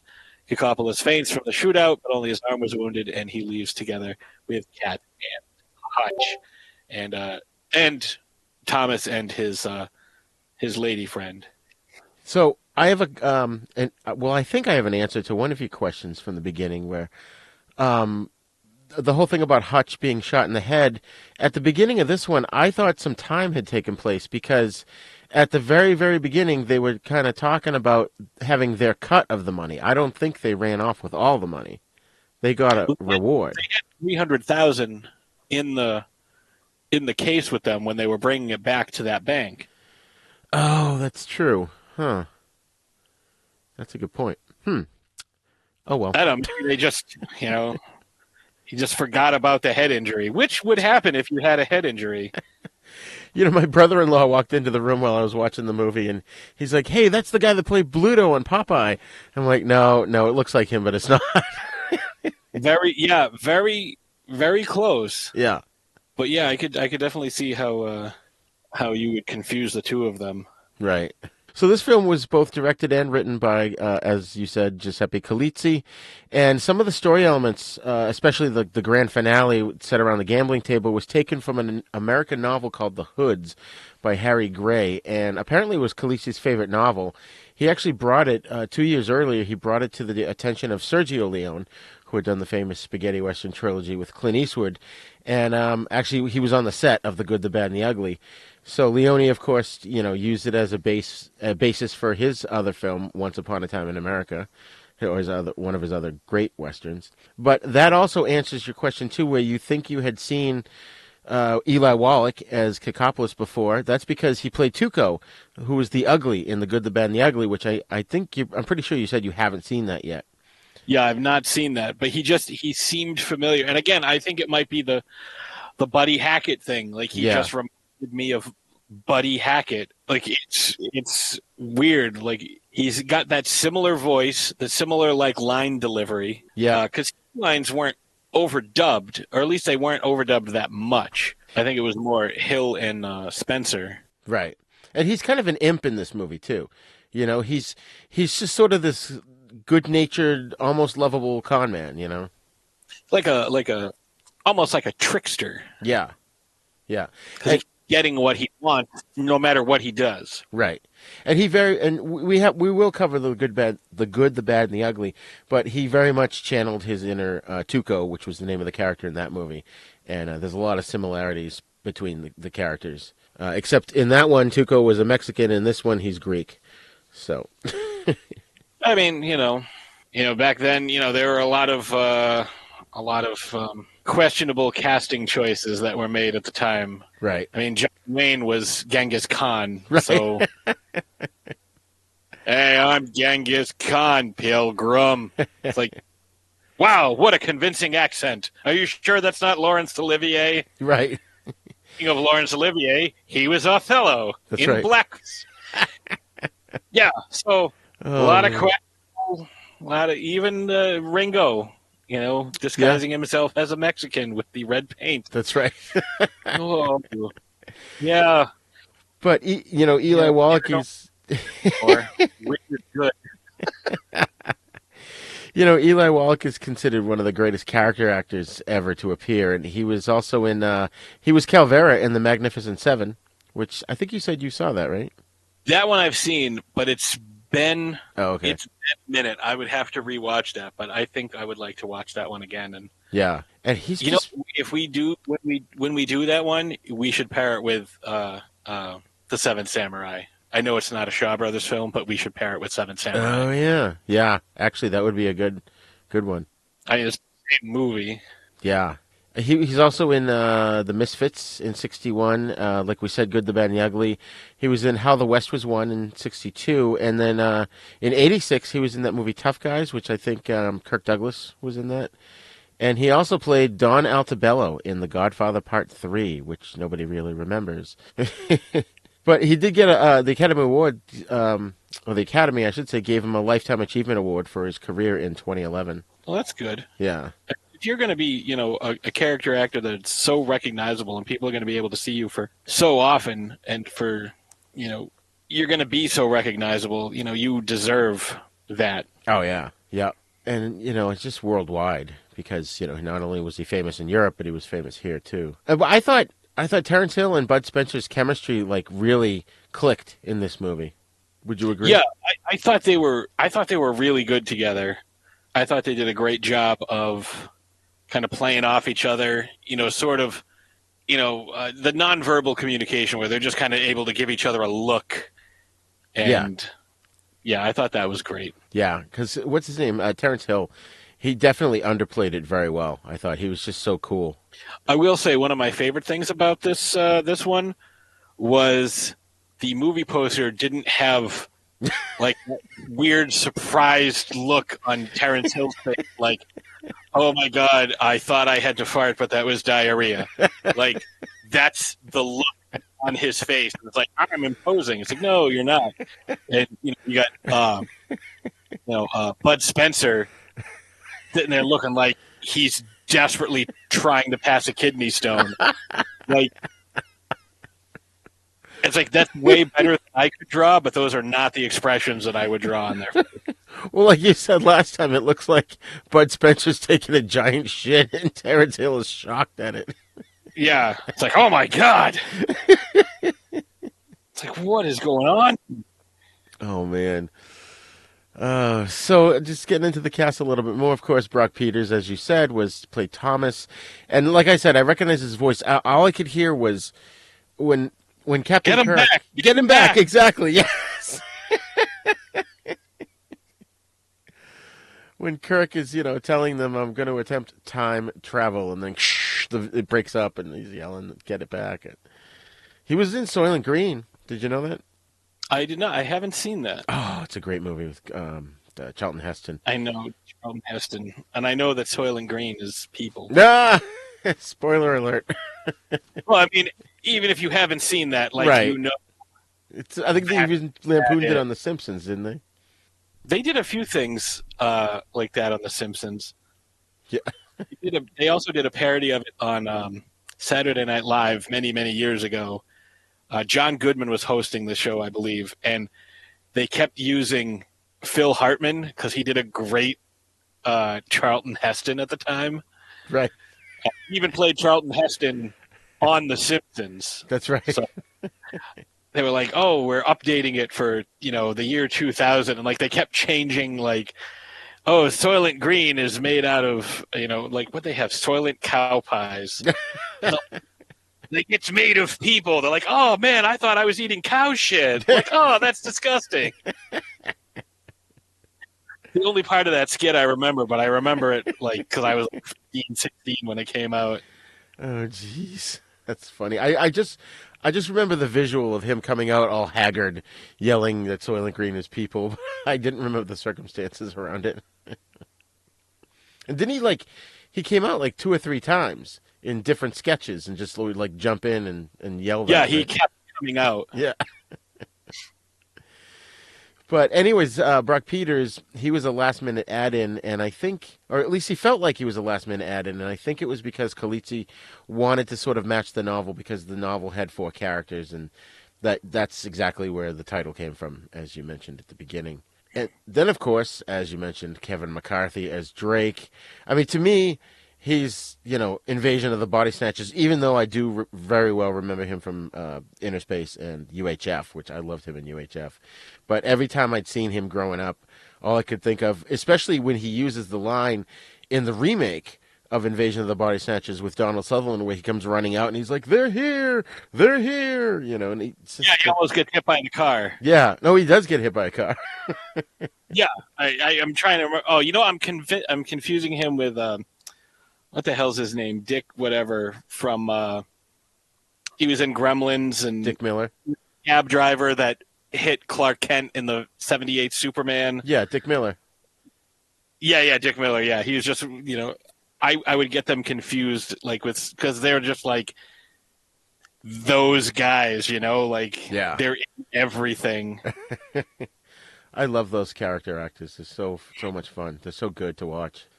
You know what I thought was interesting when doing research on this movie? I saw it listed. I don't remember whether it was IMDb or whatever, but it was listed as a Western/comedy, which. Yeah, I saw that list. I'm like, comedy? Right. I mean, like, I guess some of the stuff could have been considered funny. Like when Hutch punches the guy right out of the bank at the beginning, like literally out the door. But like, I mean, it was a Western with humorous moments in it, but I wouldn't consider it an out-and-out comedy. No, I wouldn't consider it a comedy at all. Like, it had a couple of, like, kind of funny moments, but, like, maybe, Khaleesi's idea of humor right. is a little different from mine. It's from Italy.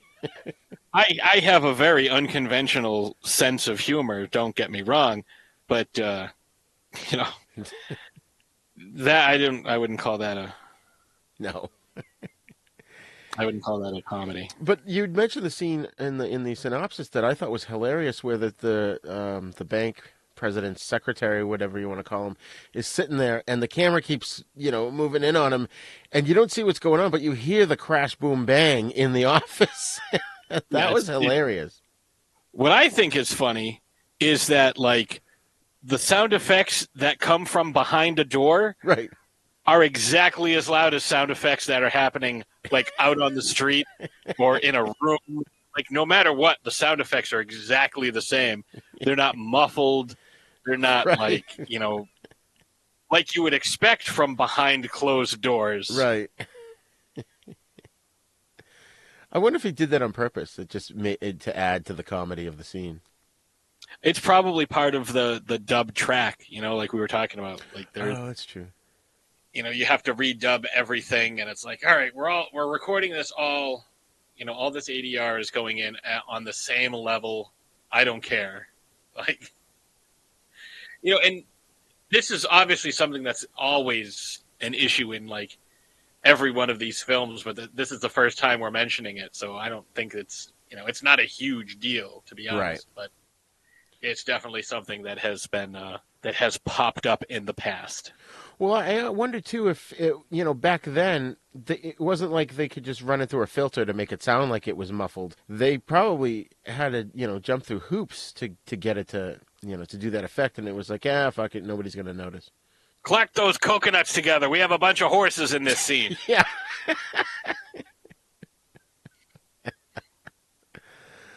Oh, man. So there was a lot of humor in this movie. Like when Hutch is trying to get his picture taken and the guy puts the dove in his hand. And it was just so new, This will cost a few cents more, but I guarantee it'll be worth it. Yeah. I was like, stay still, stay still. Ah, you moved. Here's a bird. Like, that'll help you keep still. It's like, wait, what? You're right. And I need to make a correction.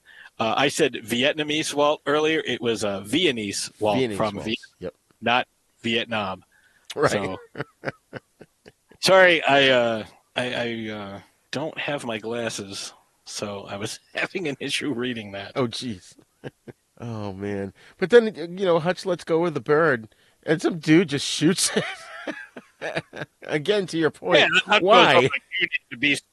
Why? Because I said so. It's like, what? He just like clobbers him on the top of the head and starts this whole huge brawl, and he ruins his brand new suit. And to be honest, he looked good. He comes out, brand new suit. You got Cat wearing what's essentially, I don't know, like a saddle blanket that he fashioned into a shirt. Right. He smells awesome. And you got all these guys, like shirtless guys, like splashing each other. It's like, what is going on here? And then to make matters worse, in the middle of the fight, a parade comes marching through. Yeah. And that's the other thing I was going to touch on. You got this guy, like, the drum major, I guess, would be his role because he's leading the parade, which I don't get where the hell this parade comes from. But he's walking through clobbering people. It's like, what is going on here? This is the most insane thing that could possibly happen. It's like, all right, we could have a cattle stampede. No, parade. Well, what would be the occasion? Doesn't matter, parade. They're all going to be wearing red. Why? Because it's a parade. And it's just like all these people, like, you don't know what it's from. You don't know where they're going, where they come from. They just show up out of nowhere. It's like, what? Maybe that's like, oh, that's comedy. It's like, is it? Oh, maybe, yeah. Doesn't seem to make sense. Like, there's no reason for it. And they didn't seem to care. They didn't give a shit that the whole town was having a brawl. They just kept marching. Guy just walking through with his stick that he's like, jauntily pointing up in the air until someone gets in his way, and he just absolutely wallops them in the skull. Right. And it's just like, yeah, and no one mentioned the parade. No one pays attention to it. And it was like going through, like, instead of like a main road, it's going like through an alley behind one of the buildings. Like, what the hell is going on? Right. Like between the water trough and the set of stairs, there was like hardly any room for the parade to go through to begin with. Yeah, like they're 4 across, and all of a sudden they have to like narrow down to like single file. Why is parade? Right. I don't get it. Because parade. Yeah, it's like, oh, why? Oh. That was, I mean, I guess that's European sensibility of humor. It must be that, All right, Jerry, what's the funniest thing you could think of? Right. A parade. Oh, my God. Jerry, you are the man. Get him a raise. They probably fired the first guy who suggested, the 2 guys carrying the large piece of glass. Yeah, right? What about these bakers come through, right? And instead of punching everyone, they start throwing pies. And what was too bad was that the fight scene was really good. I was really enjoying it, and it's like, what the fuck? Why? What's going on here? Yeah, you have all like the 6 or 7 guys piling on top of Hutch, and he just like breaks out. Awesome. Yeah, I remember watching Andre the Giant do that in the Royal Rumble. And then every other giant guy that they had in the Royal Rumble for like the next 30 years, like what they do every time. I always used to like that when the Incredible Hulk would do that in the comics. Oh yeah, or even on the show, Lou Ferrigno used to do that all the time. That's true. Yeah.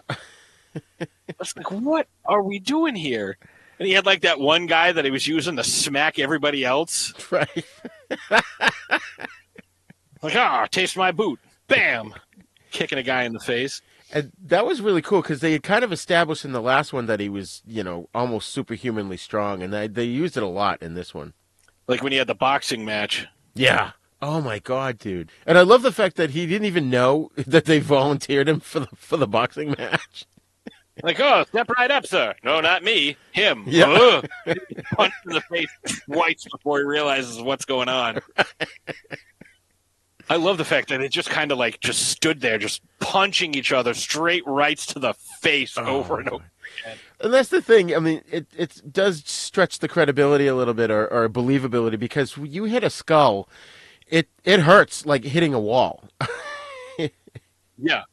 Well, then I think this was another example of some of the comedy where the guy was just kind of sit there. He was out on his feet, and Hutch pushes him over with 2 fingers like we used to see Curly do in Three Stooges routines. Did you see that coming? Because I saw that coming. Oh, yeah. I'm like, they're going to sit there. They're going to clobber each other. He's just going to go and blow him over. Yes, that's it. That's what I was waiting for. Me but instead, he just punches him with 2 fingers. And he, after a while, Hutch stopped punching him, and he was like giving him like a karate chop in the neck. Yeah, he was like hitting him like right where his shoulder meets his neck. He's like, this is the most savage Vulcan neck pinch I can think of. Just don't have a lot of dexterity, so I'm just going to clobber you instead of punching you. Oh, man. That was so funny. And the other guy, he looked like he was out of it to begin with because he had been hit in the head in previous fights, like leading up to that. Yeah, like he's sitting there. It's like, this is my 27th fight in a row. Like, dude, give him a glass of water. Like, give him some rest or something. Like, it's got to be hot, and he's a big dude. Right. Like, man, get him a cold rag or like to put on his head. Like. Like that's terrible. Coffee is for closers. Right. I don't need no stinking coffee.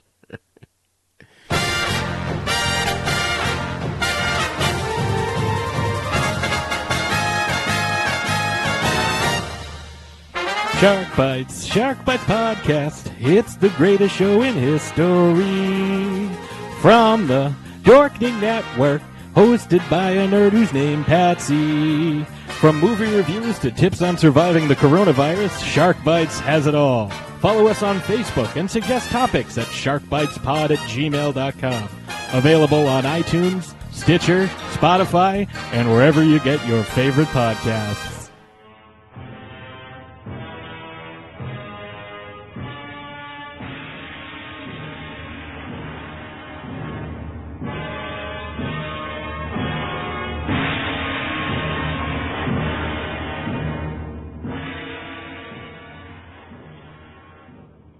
Boobs, Blood, and Badasses, the Hammer Horror Podcast, part of the Dorkening Network, with hosts Dr. Chris and Ro Lauren. Twice a month, we will talk about a Hammer horror film, only the horror movies of the Hammer catalog from the Britain studio from the 60s, 70s, and the 50s, 60s, and 70s.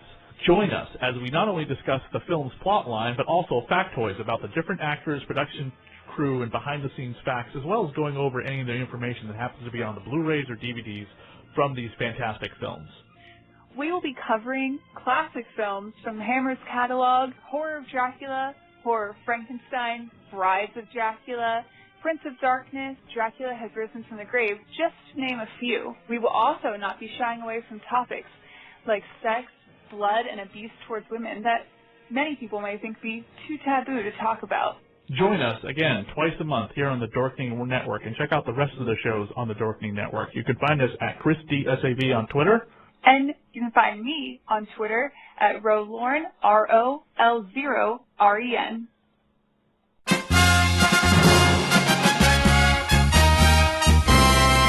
But, on a slightly different note, I thought it was interesting where the whole backstory of Kako, and how, he got blamed for stabbing the guy. He ended up 15 years in jail, awaiting his revenge. And that reminded me of Lee Van Cleef in Day of Anger, because he was in prison for 15 years also, right?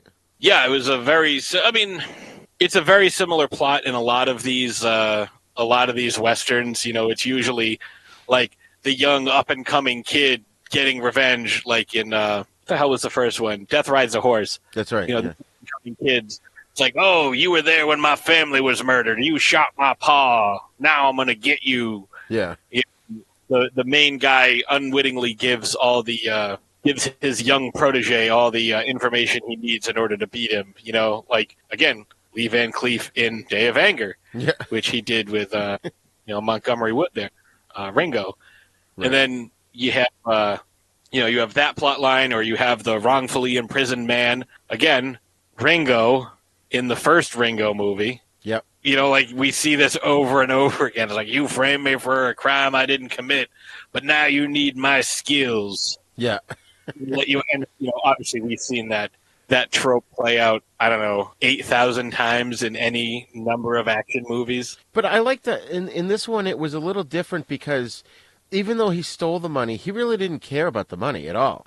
He just wanted revenge. Like you said in the synopsis, when they're like, oh, did you ask him for the money? He goes, oh, I forgot. Oh, my bad. I shot him in the face first. Right. Sorry, I'm still consumed by revenge. Yeah, especially because you stole our money. Right. And that's even what Hutch says to him. He goes, oh, yeah, sure. You're really philanthropic with our money. Right. He's just giving it away. After all, I paid for it. And it was funny, too, though, because I thought they really set up their motives well, because, Hutch was mapping his life out. He's like, I'm going to get a place, and I'm going to put my money in the bank, and, they got this thing called interest, and every month the bank's going to pay me, and he had it all mapped out, and when it got stolen, that was his motive. Like, I thought it was like, it was greed was what prompted him. That was the theme there, was that he just wanted the money back, and Kako didn't care. He just wanted revenge, and I guess Cat just didn't care one way or the other. He just was blown with the wind. Yeah, he just, whatever, it's not mine. Yeah. He's even, like, when they were riding on the horse and Hutch is laying out his life, and he's like, are you sleeping? He's like, no. He's like, but I would be if you'd shut up. But then he's like, you don't even care about money. And he's like, yeah, well, not really, no. Yeah, it's so weird, because he was definitely, like his whole thing, like I said, when he first met them and like got the drop on him. Yeah. Like, oh, I just need a little bit. Oh, hey, money corrupts. I want you boys to maintain your innocence. I'll just take all this from you. Right. You're a jerk. And he wasn't that bad of a jerk. All he did was take the bullets out of Cat's gun and throw them both on the ground in front of him. He could have taken the gun, too. Give me a loaded gun. No, I can't do that. Right. My grandfather always said... It's like, ain't you a grandfather, just a well of wisdom. Yeah, he, it was good. I liked this movie. Like, it was a lot of fun, but there's definitely a language barrier or a culture barrier when it comes to what is comedy. Right. Although Hutch had a great line when they go to, they stop the bullies from going after Thomas's girl there. And the guy reaches for his gun, and Hutch goes, skip it. He eats a dozen like you before he even starts having fun. Referring to Cat. Yeah. Yeah, when he punches the guy who was groping on Thomas's lady friend there. Yeah. That showed heroism. Remember, I think last week we kind of debated whether they were heroes or not, and they didn't have to step in and help her. There was no gain. I look at him as... when I say heroism, but being a good guy. I look at them still as, like, they may not be strictly heroes. They're not strictly villains. They're just kind of, they have their own moral code, and they follow that specific moral code. And if it overlaps with yours and it can help you, then fine. If not, oh well. Right. Like, we're going to do that. You don't hit women. You don't, cheat people. You don't shoot doves. Yeah, you don't shoot birds for no reason, right. Just to be a jerk. Because, that's tantamount to theft. Like, that guy can't replace the bird. Right, like, it's dead now. Yeah, that's true. That's true. There was a lot of little things. I just thought that leading up to the end there, which I thought it did sort of drag a little bit in the middle, but the last third was really, really entertaining. And I liked how it was like the whole movie was in sort of three separate locations.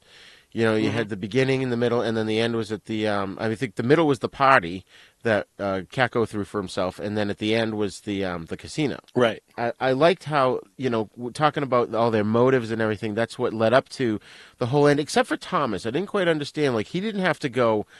doing the tightrope act to break into the casino. He didn't have to do any of that because he didn't care about money either. It was Hutch wanted to do it because he wanted his money back, and Kako wanted to get revenge on Drake, and Cat was just along for the ride. So I guess Thomas was too. Yeah, it kind of seemed like that. Like Thomas was just like, he wanted to help these guys out, because they just happened to run into each other, and it was mutually beneficial to all of them. Especially with like, oh, we're gonna get $360,000. Like, let's share that out a little bit. Like, but he even said though that when Kako offered him money and he turned it down because he wanted to earn it on his own. Yeah, but there's a big difference between like, oh, I'll loan you $5,000 and here's $50,000. That's true. That's a good point. Like, oh, I don't have to pay this back and it's 10 times what you offered me in the first place. Yeah, okay. Yeah, I'm good with that. What was up with Kakopoulos, too? He's constantly pulling things out of his chest hairs. Were they rocks or nits or ticks or what the hell? He's like scratching, and Kevin McCarthy made a comment about it, but, because he said he had fleas or whatever. Oh. But he'd like pull something out that you could almost see in his fingers. It was like, I first thought it was a rock, but it must have been like a bug. Or... Yeah. That was bizarre. Such a weird character. I was going to say, the guys in the Wild West were, they weren't exactly renowned for their cleanliness. Right. Oh, my, you have impeccable hygiene, sir. Thank you, Black Bart. Oh man, but it was funny though too. Like in the scene where Kakopoulos throws the party for himself, and he makes one of the waiters or waitresses give Hutch some alcoholic beverage, and of course Cat warns him, that's going to knock you off on your ass, and he still chugs it anyways because he's pissed off about losing the money, and then Kako starts messing with him, and he crouches down behind the table in front of his wanted poster. That was funny. Yeah, there were some. I think it was unintentional comedy, to be honest with you. Yeah, it could be. Yeah. Because when Hutch goes to grab him, you would have thought the table with the candles would have been knocked over, but they didn't actually show that. He just literally grabs him off screen and pulls him in front of the camera.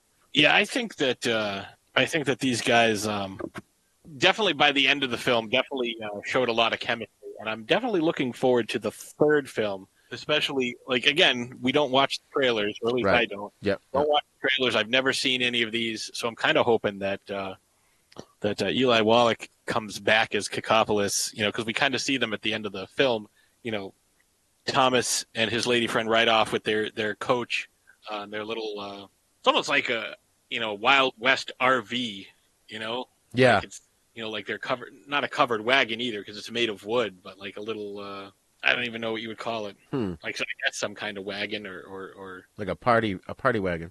Yeah, like that's where they live. That's where their stuff was. That's where they slept. Yeah. When they're on the road. They travel from town to town as performing artists. So, or washing dishes, depending on, what the town has to offer. Right. And, they kind of went off. They kept going straight. And the other three, Hutch and Kako and Cat all go off to the right and just kind of like, you follow them. So it's like, okay, they're clearly continuing their adventure. And that was a way of showing that cinematically, which I thought was pretty awesome. Yeah, I agree with that. And especially considering that this one picked up, pretty much right after the last one. Hopefully the next one will do the same thing. Yeah. Maybe, Hutch comes back and the next one's like, I don't feel too well, fellers. And his head wound reopens up. Oh, that's right. He got shot. I forgot about that. Oh, you got shot 2 movies ago. Quit your belly aching. I liked the whole end scene because, it was just the whole setup was really cool when they figured out the top and the bottom, the person looking down, and then the whole, pipe that you could talk to the guy in the basement to put the magnet under the roulette wheel. I just loved that, and that they sealed themselves in. So it was very tense because you knew eventually these guys were going to figure it out and try and stop them. Yeah, it's like, oh, this is cool. Like I would have, you want to add some comedy to that. Show, you got Thomas underneath. Show Hutch tossing him down like some jelly beans or something, traveling down the pipe and popped out and catching one. That would have been funny, right? That's true. But it was cool because the way they faced off, it wasn't like everyone left the room. They were all the people were on the floor, all the bystanders. And, you got the waltz music playing and, Kevin McCarthy and his men and, our main characters there facing off against each other. And then they start to back up almost in unison. And it was just such a great scene. And it isn't until the roulette wheel stops that was the signal to shoot. And I guess I read something about signals like that. They sort of heighten the ritualistic nature in a lot of these duel scenes in the spaghetti westerns, and it just sort of harkens back to the old, the tradition of nobly settling your disputes via duel. Yeah, I think we should bring that back. Yep. Settling disputes with duel. No, it's my pair of shorts. All right, let's have a duel over it. I choose pistols at dawn, sir. Oh, why'd I have to insult a guy who says, sir? Oh, man. So I do have a piece of trivia about this movie, which you wouldn't get this, but because we haven't covered this film yet. But remember they're on the trail of Kako, and they just literally barge into these people's home and just sit down for dinner with them, Cat and Hutch. I think you mentioned that. Yeah.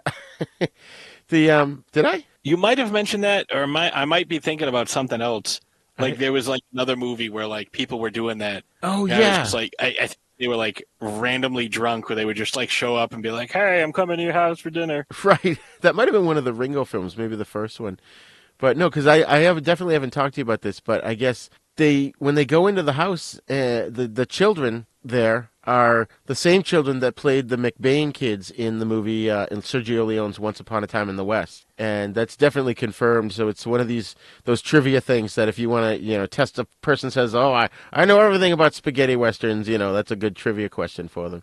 Yeah, I do enjoy a good random trivia. Yeah. So I thought that was really interesting. And one last thing I just wanted to touch on was Kalitzi, the director. He was often accused of sort of taking themes and situations from other films and using them in his own, but I think he does it to his advantage because they claim God Forgives I Don't was sort of a retelling of For a Few Dollars More, which again we'll cover that. And then this one, the episodic structure of the movie, like we said, the 3 parts, is closer in spirit to The Good, the Bad, and the Ugly. But once you see those other films, we can sort of discuss whether he really ripped them off, or was it just thematically and that he copied them. Yeah, I mean, again, there's only really 7 stories you can tell, and there's so many different ways you have to be able to tell them. I mean, Star Wars, Harry Potter, like all these things. It's like, oh, it's the wise old mentor coming to tell this person that they're the chosen one, and they have to go on this quest, but they lose their mentor halfway through, and yeah, like, oh man. All right, so Patsy, your final thoughts on Ace High? I recommend this one. This was a lot of fun. It's not a comedy, but there are some unintentionally funny things. But I enjoyed this one. This was a fun one. I like the fact that what's his name, Kako kept getting the upper hand on our heroes. And, finally at the end, Cat's like, you do it again and I'll kill you. It's like, fool me 27 times. Shame on me. Yeah. I really enjoyed it too. And I kind of almost thought Eli Wallach stole the film. Oh, yeah, absolutely. Like he could have been the star. Like the only reason he wasn't is because the other 2 guys were in the last one. Right. I did feel like Brock Peters and Kevin McCarthy got a little shortchanged here. They really didn't have a lot to do. Would have been nice to see them, more in the film. Yeah, I mean, anytime you can put Kevin McCarthy in something, like, you have my interest. Right. I forgot. I saw his name like you did at the beginning, and then I completely forgot that his name was in the credits. And then when he popped up at the end, I was like, "Ooh, there he is!" And he had such that smirk on his face. I just wanted to slap his mutton chops and slap that smirk right off his face. Yeah, I mean, that's who he is. Like, that's like you were saying, when I see his name in the credits at the beginning, I'm like, oh, all right. I wonder if it's the same Kevin McCarthy. Yeah. Again, I don't look anything up. I just watch the film. Yeah, same here. And then I totally forgot about it. I'm like, and then I see him like, oh shit, what's his name again? And then I recognize the name, and then I forget it by the end that he's in it, because I'm kind of captivated by Eli Wallach. Like, he's really, really good in this. And then you see him at the end, and it's like, shit, what was his name? It was in the credits, and I was like, oh man, I'm so glad this guy is like, who the hell is he? But yeah, it's great seeing him in this. It's great seeing him in a Western, something that's, I've never seen him in. Yep. And I think as we go along, we're going to start seeing more and more random people that we recognize from other things. Like, again, Brock Peters. Like, right. It's like, oh shit, yeah, that's Get Him Back. Yeah, like, yeah. that's what I knew him from. Right. That was so funny because I just remember that moment watching the film where I would hear him talk, and I'm like, why do I know that voice? I know him. I've seen this guy. And then all of a sudden, Get Him Back popped into my head, and I'm like, oh, that's who it is. Yeah, like, I think we're going to see a lot more of that. Yeah. So I definitely recommend this movie also. I think it's, I liked the final sequence. I thought it was really tense, and it was enjoyable because they really had you on edge. You wanted to know how things were going to turn out. I mean, maybe we're slightly colored with the Shaw Brothers films because, but like you said, going into this not knowing anything about it, you really don't know who's going to live and who's going to die. So yeah, and well, I mean, knowing that this is part of a trilogy now, right? Yeah, I was pretty sure neither of these guys, and again, Hutch shrugged off a headshot fairly well, so wasn't overly concerned for him. Well, he had more plot information than the others. Yeah, he still had a ways to go. Like, Yeah. as soon as he serves his purpose in the next film, he'll just die. Hutch, I remember when you got shot in the head 3 days ago. No, they got their money at the end, right? I'm trying to remember now. Yeah, they got the money back. Okay. Well, they got, they had 50,000, and that's what Kako stole from him because he stole the gold. And then he lost it all in the casino, and they got it all back. They got 360,000. So that's 60 grand more than if they had just kept the gold from the train robbery. Right. Like 300,000 in the train robbery. So even if they had kept all that, they still came out on top 10,000. That's right. That's right. And even the pissed off patrons, when they realized that they were being swindled by Drake, they guaranteed that they would get the money once they got out of the situation they were in. I remember that now. Yeah, because they're like, let us kill him because we've been doing this forever. Yeah.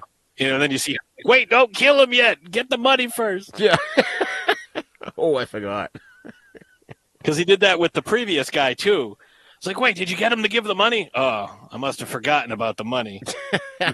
Definitely not the money for him. Yeah. No, that's it. I mean, that's his motivation. It was revenge, not money. But he did have that weird line about his grandfather at the end, talking about, like, if you slice a loaf of bread, eventually you'll starve. Kind of like, don't split up the treasure. Oh, you know what I mean? Yeah. But yeah, final thoughts. I loved this. I thought it was really, really good. It was a lot of fun. Again, it's a movie, so yeah, Hutch, maybe they passed I don't know, they found Jesus and he healed them. I don't know. I've seen weirder shit on movies.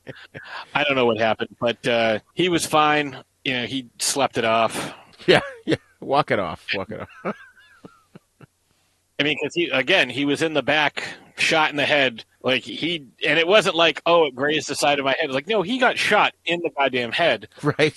So, yeah, that happened. Well, what I figure we can do is ignore it completely, and then we'll be fine. Brilliant. Yeah. If you acknowledge it, you give it power. Yeah. Just don't think about it. Right. You still complaining about that? Jesus, that was like an hour ago. What about me and my saddle sores? Oh, man. Yeah, I recommend both of these. The only thing I would have changed up, like I said earlier, is I would have paired this with Life Gamble because of the cheating casino owner aspect. That I think it would have matched up a little better.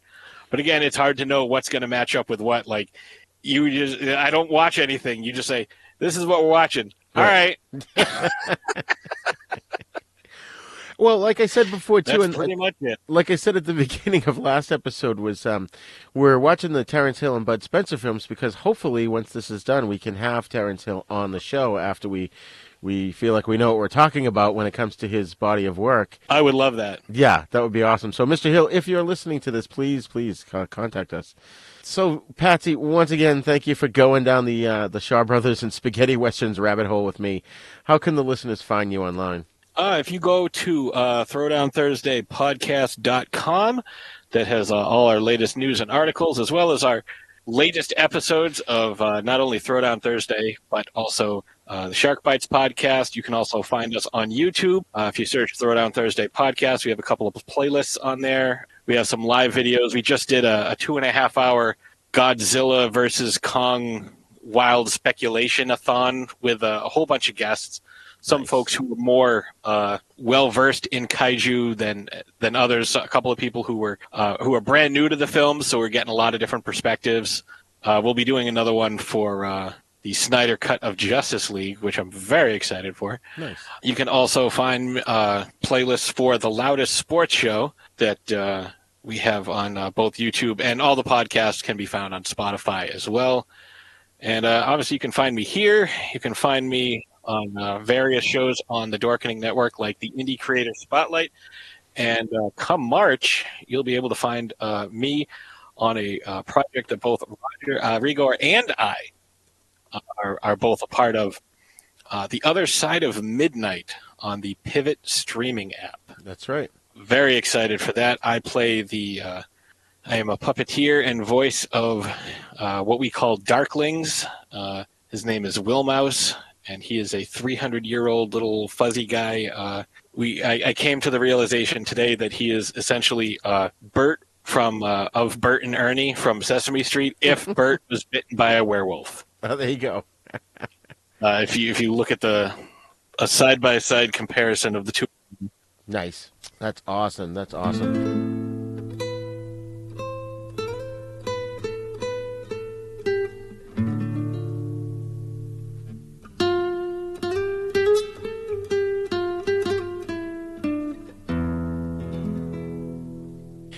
And thank you, dear listeners, for also following us down this rabbit hole. And don't forget, the East Meets the West, of course, is also part of the Dorkening Podcast Network. So don't forget to check us out there, as well as Patsy's shows and all the other great shows that are on the Dorkening.com. Send us your thoughts on today's episode to theeastmeetsthewest42@gmail.com. And check out our website at havenpodcasts.com, where you can also find our sister show, Then Is Now, where we discuss all the cool stuff that you may have missed out on and stuff that you should know. Folks, don't forget to go wherever you download podcasts from and leave us a great review so that more people can find the show. And the East Meets the West podcast is now on YouTube. So just go to youtube.com/user/UncleDeath1 and you'll find all our podcasts there, plus other fun stuff. And be sure to not only hit the subscribe button, but also share it with your friends and get them to subscribe as well. That's all the time we have for today. Join us again on our next episode of The East Meets the West.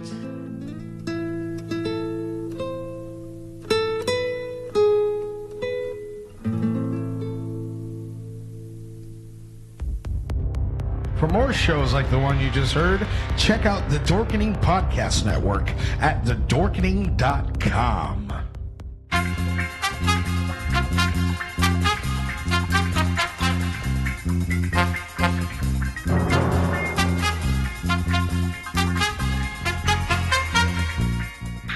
East Meets the West is intended for educational and entertainment purposes only. All clips played on the show are property of their copyright holders. All other material is copyright Jupiter Media.